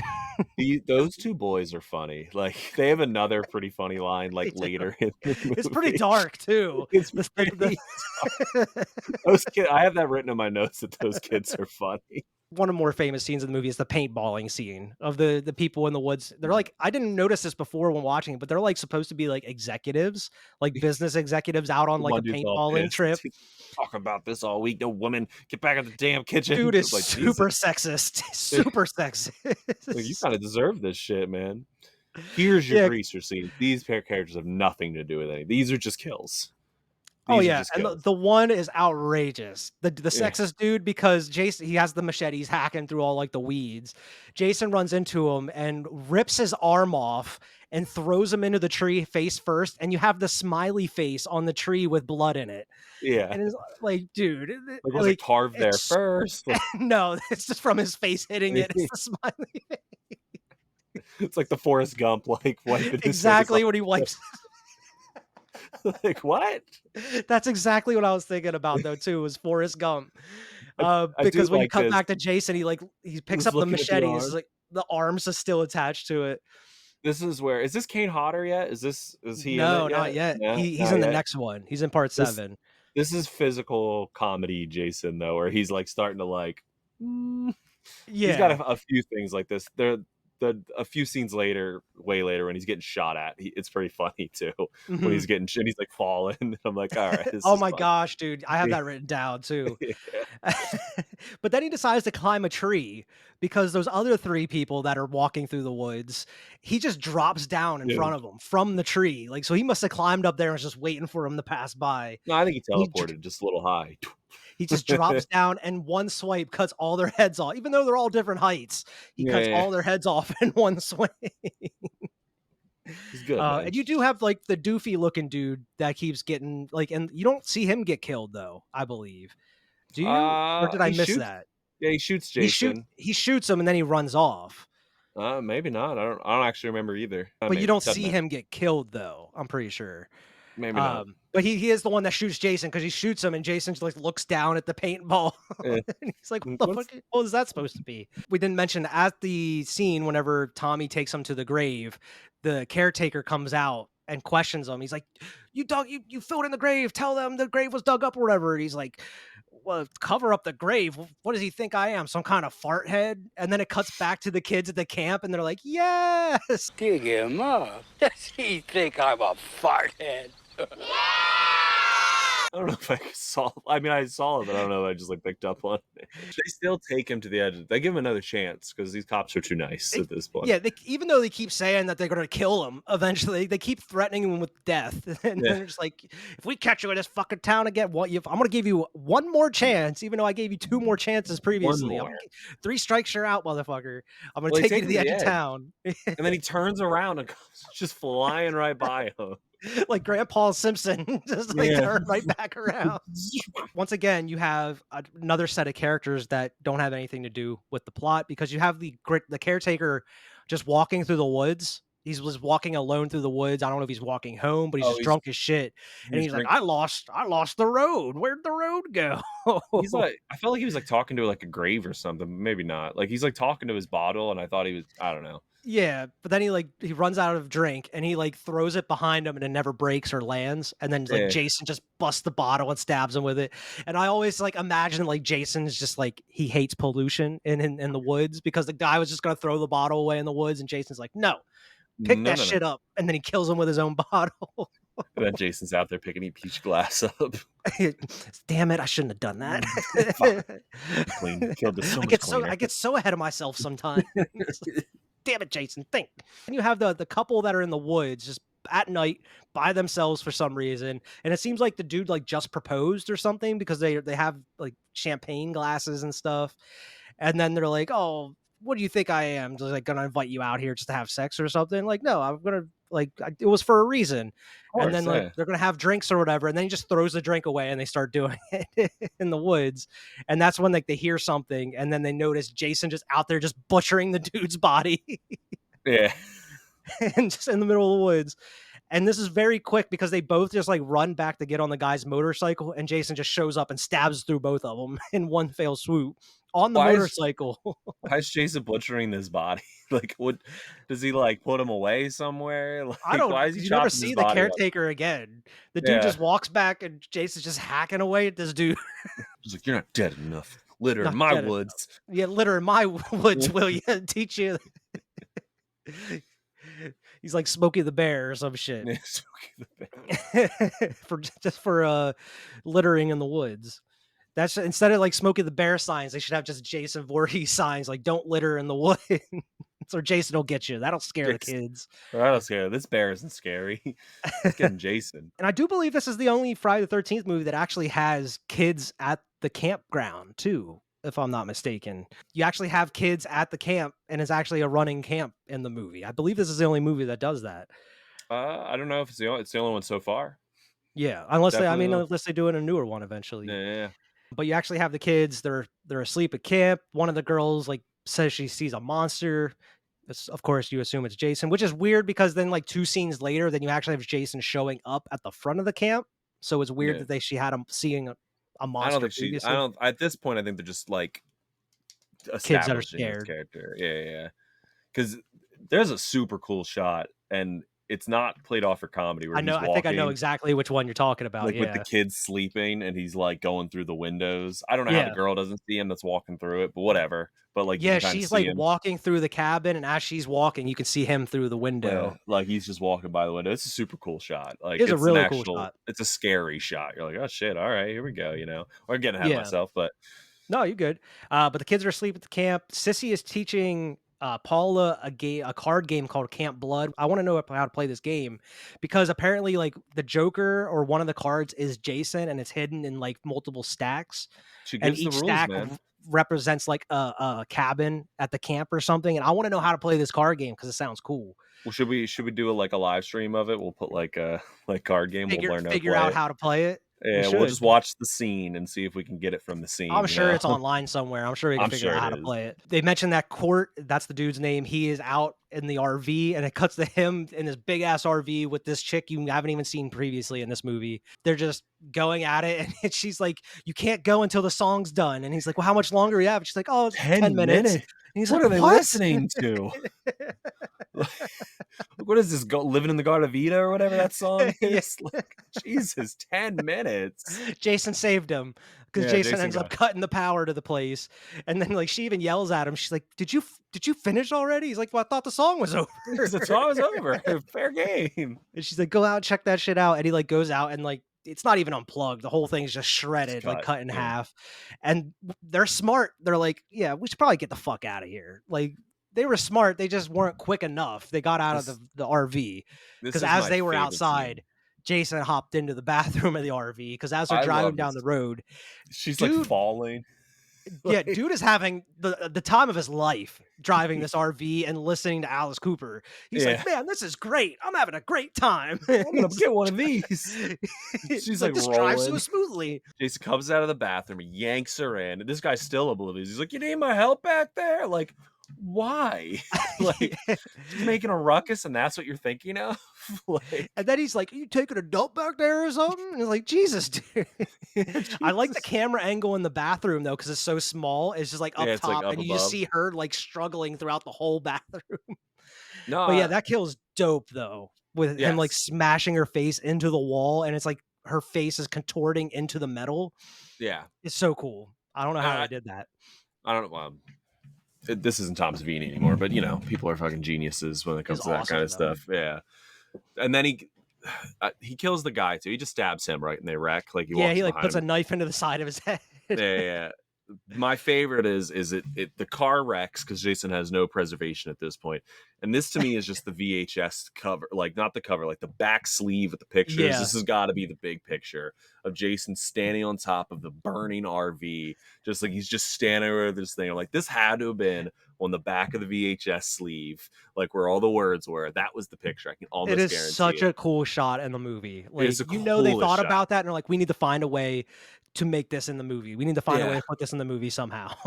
You don't see him get up. I don't know how he gets up there. Does he just climb through the No. door? I don't know. But He's he's just, like, on top of this standing up there. burning, just burning RV. Just looks cool. I'm gonna buy the VHS just to see if that's the back If cover it's on the of it. back of the cover. Yeah, I'm like, it's gotta be. It's gotta be. Because they stay on it for a while too. Like it's like Oh, a yeah. shot. They make So they make it look like that's the most, like, cinematic shot in the movie type thing. it might be the most cinematic shot in the movie. You have Now the we cops go. that find the counselor's body, the 2 that were missing from previous in the movie. Yes, Um, yes. and they instantly blame Tommy. They're like, "Yeah, this guy's gonna go to any length to prove that Jason's out here, to prove that he is right. He's gonna go out. He's gonna go so far to prove his point that he's gonna be out here murdering people and chopping them up, even though he's the one that's telling you, like, listen to me, man. Why would I do Like this? keep me here. I'm cool. Yeah, right. Like help people. Like, it's not about me. People are out there in danger. Tommy's a better guy than me, man. I'd have left. I'd have told the I'll get the cops. fuck out of here. And when they said get it the fuck up, I'd have been like, listen, I told you, okay? I'm leaving now, but I'm telling you, deal with it how you may. They instantly leave. They leave Megan at the station, and she's like just sitting there, like trying to balance herself on the chair, which is like it takes up like multiple minutes of this movie. It's like, why are we doing this? And she gets the call from Tommy, and she's immediately like intrigued by Tommy because she talked to him earlier in the day. And then she's just like, just to piss off Daddy, she's like, "Don't worry, I'll help you out. I'll pick you up. I'll meet you here. I'll help you get your supplies, whatever you need."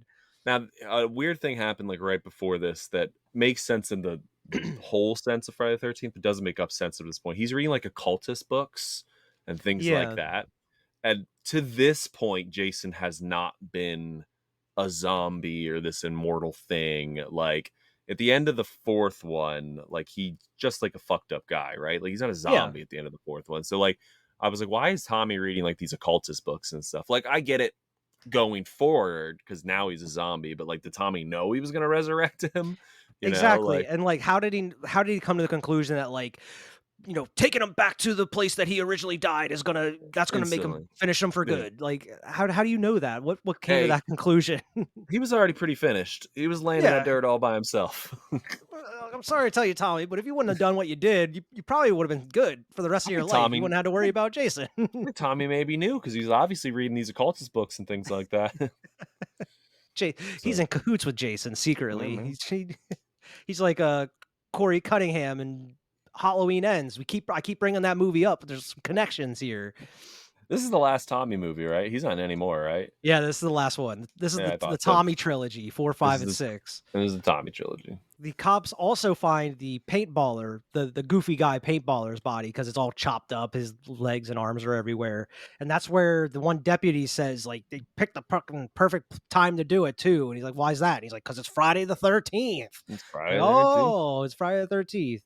It's like, I don't think Jason cares if it's Friday the 13th or not. I mean, it just happened Depends on the movie. It just happened to be that day. And I mean, it wasn't even Jason that did it. It was Tommy It was that did Tommy it. again. Like, why are you fucking with him on Friday Why'd the 13th? you pick Friday the 13th, Tommy? Could have done this on Saturday the 14th. You're so careful about everything else in these books you're reading, but why would you have done this on Friday the 13th? Jason makes his way into the camp. He ends up cutting the phone lines so the cops can't reach the camp. Camp can't dial out. Sissy, that she hears something outside of the window, so she goes and pours her beer out the window on top of Jason. Yeah, she And then thinks she it's a like guy. turns around, and then she comes back because she hears something again, and Jason yanks her out of her slippers. Her slippers fall to the ground as he pulls her out the window. Like almost And then straight out. Straight out, her slippers fall, and then he like twists her head the whole way around. It's kind of a gnarly shot because her eyes like roll back in her head as he's doing it, and he like twists her head off too, which is pretty crazy. This is the second time, and listen, I don't claim to be like a sexual guru or anything, but like in the RV scene in this scene, because the girl says, "Oh, like guys, wrap it up. Don't let the kids hear you." Can you not understand the difference between anguish screams and pleasure screams. Like, what are you Right? guys doing in bed? Like, Yeah, I think this you're is doing it wrong. what? Yeah, wild. There's anguish. Like, fuck, I'm getting fucked up in here, so I'm getting fucked in here. Like, those are different screams to me. Entirely. Entirely different screams. But Entirely. she's If I hear the one type of scream, I'm gonna let it go. I'll put a sock on the door for him. If I hear the other type of scream, I'm calling the cops. yeah, I'm like, yeah, what the fuck's going on in there? Like, you all right? Maybe we're Oh doing my it wrong. gosh. Maybe we're doing it wrong, Wyatt. I don't know. Maybe if they're getting screamed like that, I guess. Megan and Tommy run into the roadblock because they finally meet up. So they decide This to is a turn weird scene. around. Yeah, the cops are like, "Hey, we just ran into this weird car that just turned around at the sight of us, and somebody Yeah. ducked down into the passenger seat." We're gonna chase I- him. yeah, and they give him like the sheriff the information, like, "Oh, that's my daughter. Make sure to follow him." This is a weird scene because of Tommy, who they really never like make him like this until this scene where he's like head down, he's staring at her vagina, and he's Yeah, just she like keeps pushing his head keeps down. pushing. He's like, all right, like I If you guess I'll say be down. so. If you say so, which is not like his character at all. Like this is the No. only scene that he's like this, and I'm Yeah, like, the whole this is a total movie, shit he's for him. 100%. Jason's out there. We gotta get Jason. Like every single scene. Like you don't understand. Jason's out there. This And then girl, just she this just one brings time, he's like, you know what? This isn't too bad. I will stay here. like, all right. There's another scene too, when he pulls the cop gun and he repeats the line, like where the laser goes bang, and I'm like, Yeah. you're not a jokey character. Like you can't pull the jokes off. The chase scene is fun, man. This is just like a car chase for the next like couple minutes. The cops Yeah. are chasing, she's swerving, she's got this. And again, this is how you know she just like wants to say "fuck you, dad." She's got this nice orange Camaro, like it's like a nice car, like a nice sports car. Like you know, she had to convince daddy, like, "Come on, daddy, I want a Camaro." You know, She makes that turn to go into the camp, and her dad's already waiting there with the cop cars and everything. And he like pulls his head up from her lap. He's like, "Oh shit!" And then you cut back to the camp, and you have the little girl that wakes up again, and goes and tells Paul, and she's like, "I saw another monster, and I also found this bloody machete outside Yeah, your I found- cabin, man." and this And, chick's like, she's- what? They're playing pranks. What? right? She's like, "Oh, that's just probably them just having fun." It's like Eh. that is a real machete, and it's covered in real blood. Even Like, if it's not, you don't know it's real blood. I'd be like, if we were camp counselors, I'd be like, why? You were going too fucking Yeah, far, dude. these are They're children. Yeah. They're not like teenagers. These are children. This is another awful peripheral vision shot though, because horror heroes have awful like it's a cool shot. They come out, it's like the little girl and her, and they're like looking, but like Jason's standing right there, and you kind of see it over his shoulder. Mhm. But at one point, the little girl turns around and like is like running, and then starts going the other way again. And I'm like, she didn't see him. Like Just standing this there. huge man. He's a huge man, just standing there. Cops lock up Tommy once again. He's back in the jail cell, and the sheriff ends up going to Camp Crystal Lake, Camp Blood, or whatever the new name is. Yeah. And they leave the dumb deputy back there, and they decide to trick him by like faking an argument, where he like asks her what she's drawing, and then she shows him, and then she like ends up throwing because he says like her drawing is crap, and she like throws the thing at him.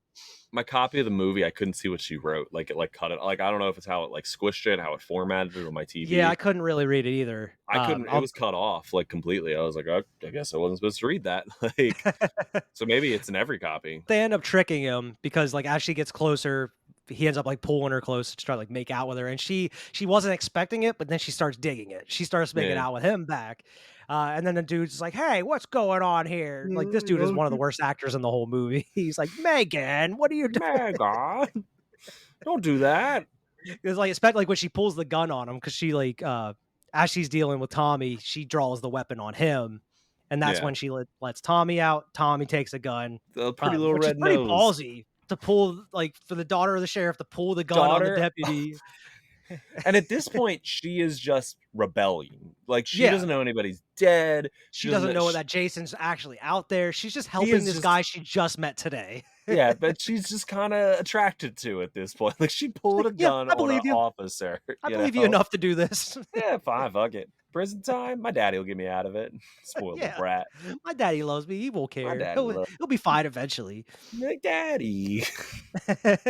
After they lock him up, they get that call about finding the other body, about the dude in Oh the yeah, RV's yeah, in body the and stuff. RVs. Yep. Because he even says like, "Well, what time did it happen?" It's like it happened between like 8:30 and 9. She's like, "Well, he was with me that whole time. It This is a obviously little wasn't later, him." right? This is a little later, No, I it was think. in this scene. I missed it because it was when the sheriff before he leaves. And Oh. that's whenever she breaks him out and everything. Oh, okay, Um, okay, yeah, yeah, yeah, but that's when they find out like he obviously can't be the killer, but because this dude's an asshole and just hates Tommy, he's like, "Yeah, I'm gonna keep you locked up anyway." yeah. So the sheriff goes to Camp Crystal Lake with the deputies. Jason stalking the girl Paula outside of the cabin, like we mentioned, as she's walking through. You can see Yeah, Jason walking she out like the puts the side through the kid to bed. windows. She puts the kid to bed that like woke her up, and then she's walking Yeah, out. And it's good. It's a good scene. It's yeah. like you're seeing them. She walks into the cabin. He's in there, and you don't really see the kill. You just see the blood just splatter across the window, and then of course you get you have to have it in almost every movie. The person going through the window, he throws her through the window and then pulls her back through. And dude, he does a number on her in this. You Oh don't get to yeah, see it because whenever they go back to this cabin, the whole cabin's covered in blood. Everything. everywhere, everywhere, man. Everywhere. So he had his way he had his way with this girl's body. Like, it looked like some Terrifier shit, like it was Art the Clown type stuff. Yeah, this room is just covered it's red the whole way. Like you can see it on the windows when they're like walking towards the cabin, like it's shadowed Yeah, in red. you could like the light on the windows is like has like that red hue to it and Yeah, everything. yeah. You even have that weird scene where Jason goes into the girl's cabin and he like walks up to that little girl, like, and you think that he's gonna kill this little kid, and then he hears the cops I come think he up, was gonna kill. and then he Should leaves. have. I mean, not like I think, but like I for a horror movie, man, the fuck does Jason care if they're kids? You know, Yeah. like Jason doesn't give a shit. I mean, it's the 80s. I mean, I'm sure they could probably get away with that now. I don't No know if way, they would have been man. able to get I away with feel that like in the I 80s. feel like 80s is when you killed kids in horror movies, you know? Like I bet you I could think of a few like back then they didn't care about killing kids, you know, like 70s, 80 horror films. It's when you start getting to Fuck like the it. 90s, they start being like, nah, we can't kill kids off, you know? Like I feel like back then they didn't give a shit. On their way to the camp, this is where you get the exposition where Tommy tells her, "We have to return Jason to his initial resting place at the bottom Sure. of Camp Crystal Lake and everything." He's like, "I don't know how you came to this conclusion just by reading those Yeah. books, but hey, Or man, Tommy. Was there a section on whatever." Jason? Jason Voorhees can only be returned.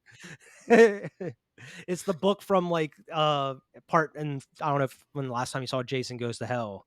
It's been a while. You have the bounty hunter in there that has like the book about like the whole Jason. how to kill Jason and everything. It's like it's almost like the Necronomicon or some shit. This is where that started. This is the beginning of that book. It'd be cool if that book like was one of the books that Tommy had, like and just like, you know, it's like a continuity thing. But I mean, the Necronomicon is in part 9. Like it's an yeah, Easter egg in there. I know the Necronomicon.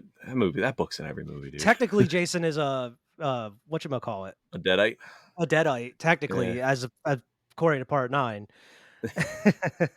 And the comics, the Freddy versus Jason versus There's Ash. Ash. I can read them Yeah. sometime. I never read Yeah, them. I need to read those. The sheriff finds the counselor cabin covered in blood, and he has to go. And he even like he's an asshole, but he also makes sure that the fucking kids are all right. Like he goes into each of the cabins, makes sure they're all good. And he even gathers up all the kids and puts them all into one cabin. This is to make- my rewatch this scene, dude, because he tells him, he's like, everybody hide under the beds, don't come out. If you watch these, they are diving like a fucking swan diving on it. Like you see him going across the camera, like, whoa. I was busting up laughing. Like it's like comedy, like coming out, like diving. And they also don't listen for shit. Later, I'll get there because he says, Yeah. don't come out unless I come back and get you guys. Don't come out, you know? So yeah, you have the one deputy that was with him.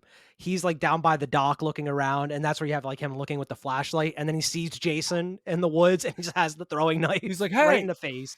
Yeah. Hey, what's going on there? It just hits him in the face right into the boat. And his Yeah. body falls right into the boat. You have the other little girl who wakes up once again and goes outside. And she finds the other deputy and she's like, "Yeah, this tall guy's out here. He's trying to kill us all, whatever." And he's like, "Oh, we'll take you back to bed." Jason just comes out of the bushes and kills the dude, crushes his head. Yeah. The little girl runs off. And then she runs straight into the actual sheriff. Mom shoots her. Yo, that would have been crazy. He's like, "Ah." Whoa, he just fires. Jason did this. Kick some dirt up. Jason took my gun and killed this girl. I saw him. He takes her back to the cabin with the other kids. He's walking around. He trips over the body of one of his deputies. This is where he runs into Jason. He keeps pumping him full of shots with a shotgun, and Jason keeps sitting up with the musical sting. Gets shot again. And he does it like 3 different times. It's funny. It is. It's pretty damn funny.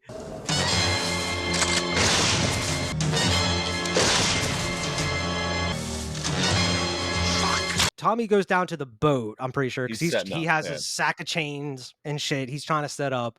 She's going, and she's actually finding the bodies and stuff, because she opened up the one cop car door and saw her friend's head roll out. Yeah. And she starts screaming around, looking, and that's where she goes into the kids' cabin. And that's why I was saying these kids don't listen for shit, because all these kids get up and run to her. Like, she could be the killer. These kids don't fucking know. You know, like the cop said specifically, unless I come back, they all run to her. And this is where it's pretty funny, because then they see Jason, I think, like, then she runs. Like, because they hear her screaming outside. And then they're like, "Oh, we're dead meat." He's like, "What'd you want to be when you grew up?" What did you want to be when you grew up? What were you gonna be when you grew up? It's like, what were you gonna be when you grew up? And the kid just looks at him like, "What?" I was just joking. Because of her screams, the sheriff goes to find his daughter.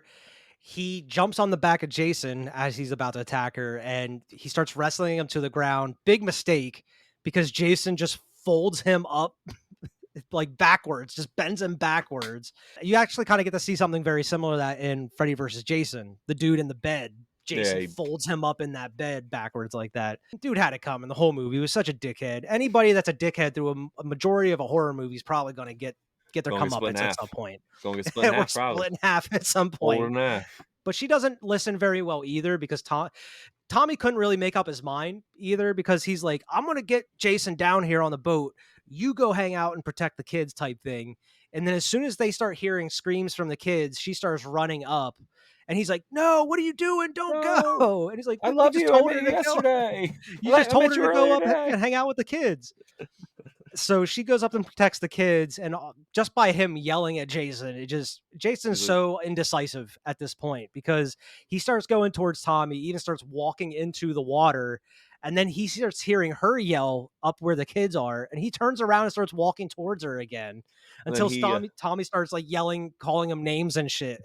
He hits him. He's like, "Maggot face!" Like, "Come on, maggot face!" Like, okay. Maggot face.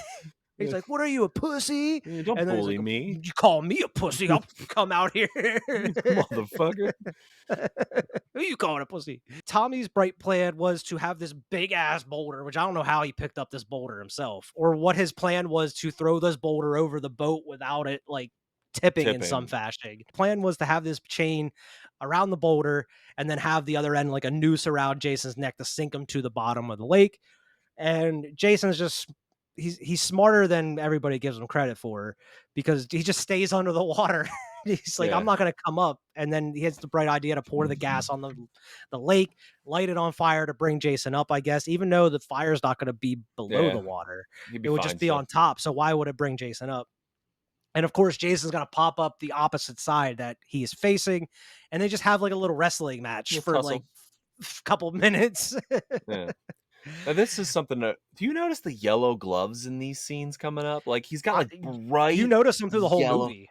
Oh, this is where I started noticing. I was like, did he have these the whole... Why does he have these bright yellow gloves? Yeah, they're like these gardener gloves. Yellow, like worker gloves. Yeah, Jason has them all in the whole movie. This is where I specifically noticed them. I was like, those are some bright ass gloves for Jason, you know? Yeah, he has them on the whole movie. It even takes him another try for him to come up out of the boat to put the noose on, because when Jason comes up the second time, he busts the whole boat in half because of him, Tommy, and also the weight of that big ass boulder there. Which sinks Jason, and it must not be that deep of a lake, because Tommy's still at the top. Tommy's at the top of the water, and Jason's pulling at him, and he's like, and the down rocks hit the bottom, because it shows Yeah. like that sign that says "Camp Blood" on it, Yeah, which like is like, if they hands are up. close the lake, why would they throw the old sign in the lake? Yeah. Like, Also, Tommy, that's just wouldn't you put littering. him? Jason should kill these people. People like, Jason's at the and bottom, like, who the fuck threw this sign down here? but he's barely at the like on a nice day when the wait like you'd still see Jason floating there. Like the Low next tide or day, something, you see the top of his head. like the next day, like yeah, that guy's still sitting right there because it ends with them down there, you know. Anyway, so they tussle, they're struggling. After he puts the noose around him and they goes to the bottom, he pulls him down with him, and because he's down under the water, he's choking him. You think Tommy dies, and he floats up to the top. Yeah, Megan dives into the water to go save Tommy. She gets grabbed by Jason, but the she guy she met actually is today. smart, and she uses the propeller, the motor on the boat, to just kill Jason with the blades and everything, which is kind of cool. It's Um, very cool, but again, to your point of not being very deep, those things don't sink, man. That thing is like this far into the water, and it's like on his face. Like yeah, she hits him in the face with it, and that probably is yeah, this that far into blade's the not water. going to go that far down into the water. Yeah, so he's like this far away from the surface at this point. He could probably reach up and be out of the water. It's not a smart plan. No. You need to just go deeper. It's all you need. I don't know how deep Camp It Crystal just sure Lake took is. him. Yeah, you're too close to the shore at It that looks point. seems like he's like right by the dock. Like they're if they took a boat out, Jason's gonna grab it and pull it under again. You couldn't have went out a little bit farther, Tommy. Yeah. The fuck, man. Apparently, they shot this scene with Jason getting killed by the propeller. They shot it in the director's parents' swimming pool because he How didn't do have they the do? budget for like a sound stage or whatever. So How they do they used his do that parents' though? swimming pool. Do they just put like a piece of plexiglass, or they just like go down in the water with the camera? That's I I guess they guess just had to go down in the water with the camera. I guess. because I was But I thinking that guess, too, where he's like choking him. I'm like, how the fuck do they like? Because they're down there for a yeah, while. It feels like yeah. I'm guessing they would have just had to do it in like just short increments. But I guess all the shit that was in the effects, like all the goop and like the brain stuff that they had in there, ended up fucking up their pool the little system. yeah. So and the studio or like the film actually had to pay to fix his parents' pool because he fucked it up with all the goop and all the shit that was in the effects and stuff for it. That was nice of the film studio. So Tommy's not even the one that kills Jason. It was Megan that Man. actually ends up killing Jason in this, and she even saves Tommy's life. They give him CPR, and all the kids are hooray! You know, the day is saved and whatnot. And Tommy's like, "Well, Jason is finally put to rest." Back wherever he began or whatever, back at Camp Crystal Lake, and then you have the one final shot of the next day. With it, kind of reminds you of like the endings of like the first movie and Two, stuff, where yeah. you have like the close in of like the actual lake, and then you have the famous shot of him like just floating there with that chain underneath the water. But he's not fucking dead. His eyes are open. And he's still alive. Nobody chilling, double man. checked. But They should have again, had somebody he's go down with like goggles on, be like, "This guy's eyes open. He's still alive." he's probably not that deep down. I'm telling you, man, he's like this far away from the surface. They didn't have to go And down that far. and I don't think the chain tightened at all. So I feel like he could just like bloop, just push himself down a little bit to have some slack on the line. Just Even if it tightened, we saw this man split a human in half. We saw him like all this crazy. I'm sure he could stretch this chain a little bit, yeah. like just Nope. The only way that Jason's ever gonna get out is due to a girl with mind powers, telekinesis Mhm. powers, which we will see in part 7 next Friday the 13th, which I need to actually look up when the next Friday the 13th is. It's not this year, it's going to be next year. But the next year we're going to be covering part 7 and part 8. We rolling through the franchise pretty fast here. We're getting through it, man. 2 at a time. So I mean, as far as part 6 goes, Jason Lives. What were your thoughts? The initial, since we went through the whole movie, what are your kind of final thoughts on the movie? I'm with you. I like this one. This is I said in the last one, this is where it gets formulaic. This one, they had fun with the formula, and I like when movies have fun with the formula. We talk about Jason X and we're not there. It's why I like Jason X a lot too, because it had fun with the formula. It Yeah. made it ridiculous. Like that's what I want. At this point, who cares? This is what I want to see. So this one actually is one of my favorite ones. If out of the sequels, I mean, obviously the first one's great, but the second one's great. The Tommy Jarvis one's great. This one's one of my favorite. I'd buy it. This is a good one to watch. This is one I watched often. More often Yeah. than some of the other ones we've done. I would say definitely buy this one. This is one of my favorite Friday the 13th movies. I'm not going to say it's like my favorite or even like my No. second favorite, but it's definitely up there. Like you mentioned, it definitely, they needed a way to keep the franchise fresh. 6 movies deep, you have to do something a little bit different, even though it does kind of follow the similar formula of Friday the 13th. They were able to introduce some comedy into it and kind of be self-aware of itself and introduce a new kind of tone to the franchise. It brought something new to it. It's very entertaining. I think it's funny. It doesn't take itself too seriously by any means, which I know some people may have a problem with that because, I mean, the first 4 at least, they do take themselves pretty seriously as slasher movies. But this one, I think it definitely kind of does its own thing. It differentiates itself from all the other ones. It has a lot of fun with it. It introduces zombie Jason to the franchise and everything. Has a lot of memorable stuff in there, from like all the cool kills, the RV stuff, and a lot of cool shots in the movie. A lot of fourth wall breaking. That's super Lots of popular right fourth now. wall breaking. Yeah. Yeah. I think this movie, I think it aged well too. It definitely stands up as one of the better Friday the 13th because it stands out above all the other ones that are out there, especially all the ones that follow this one. This is Yeah. the Jason people know, Yeah. this is, if you go ask my 13-year-old son, this is like, he knows the zombie Jason, super strong dude, like where part 4 kind of introduced that Jason, like that was kind of like no, 3's when he Yeah. first gets the hockey mask, but I think 4 is like probably the most iconic looking Jason. Oh yeah.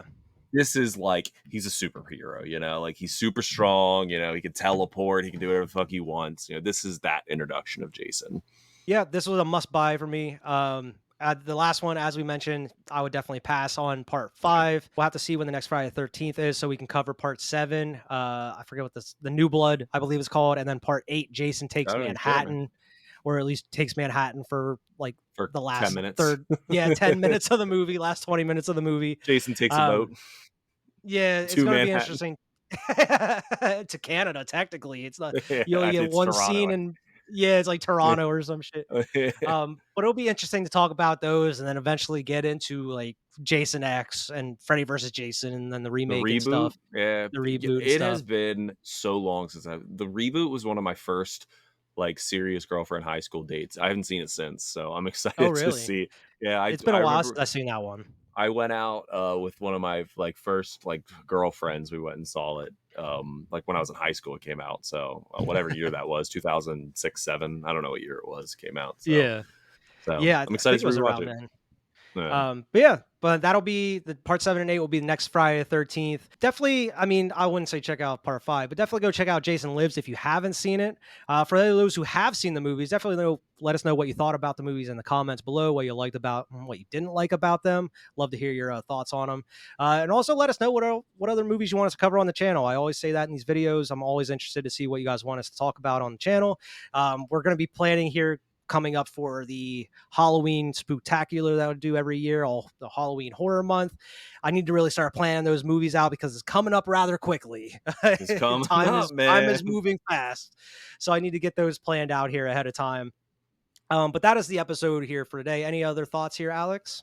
Nah, man, I love being on here with you. Thank you for having me. I always enjoy doing it. I got to get on more often, more than just these Friday the 13th specials. I got to get on here a little more often. It's been a while, so excited. Thank you for having me. Yeah, absolutely, man. Definitely want you on during the Halloween spooktacular here. I'll be. We're going to be talking about nothing but horror movies. I'll We be also there. got to get back to Kill Bill Volume 2 eventually. We did the first Kill Bill. We got to do Yeah. Volume 2 eventually. Make sure to like, share, and subscribe. Check us out on Twitter and Instagram at Cinema Trip Reviews. Also, drop in and give us a good review wherever you get your podcasts. We're available pretty much everywhere. And until next time, we'll see everybody later.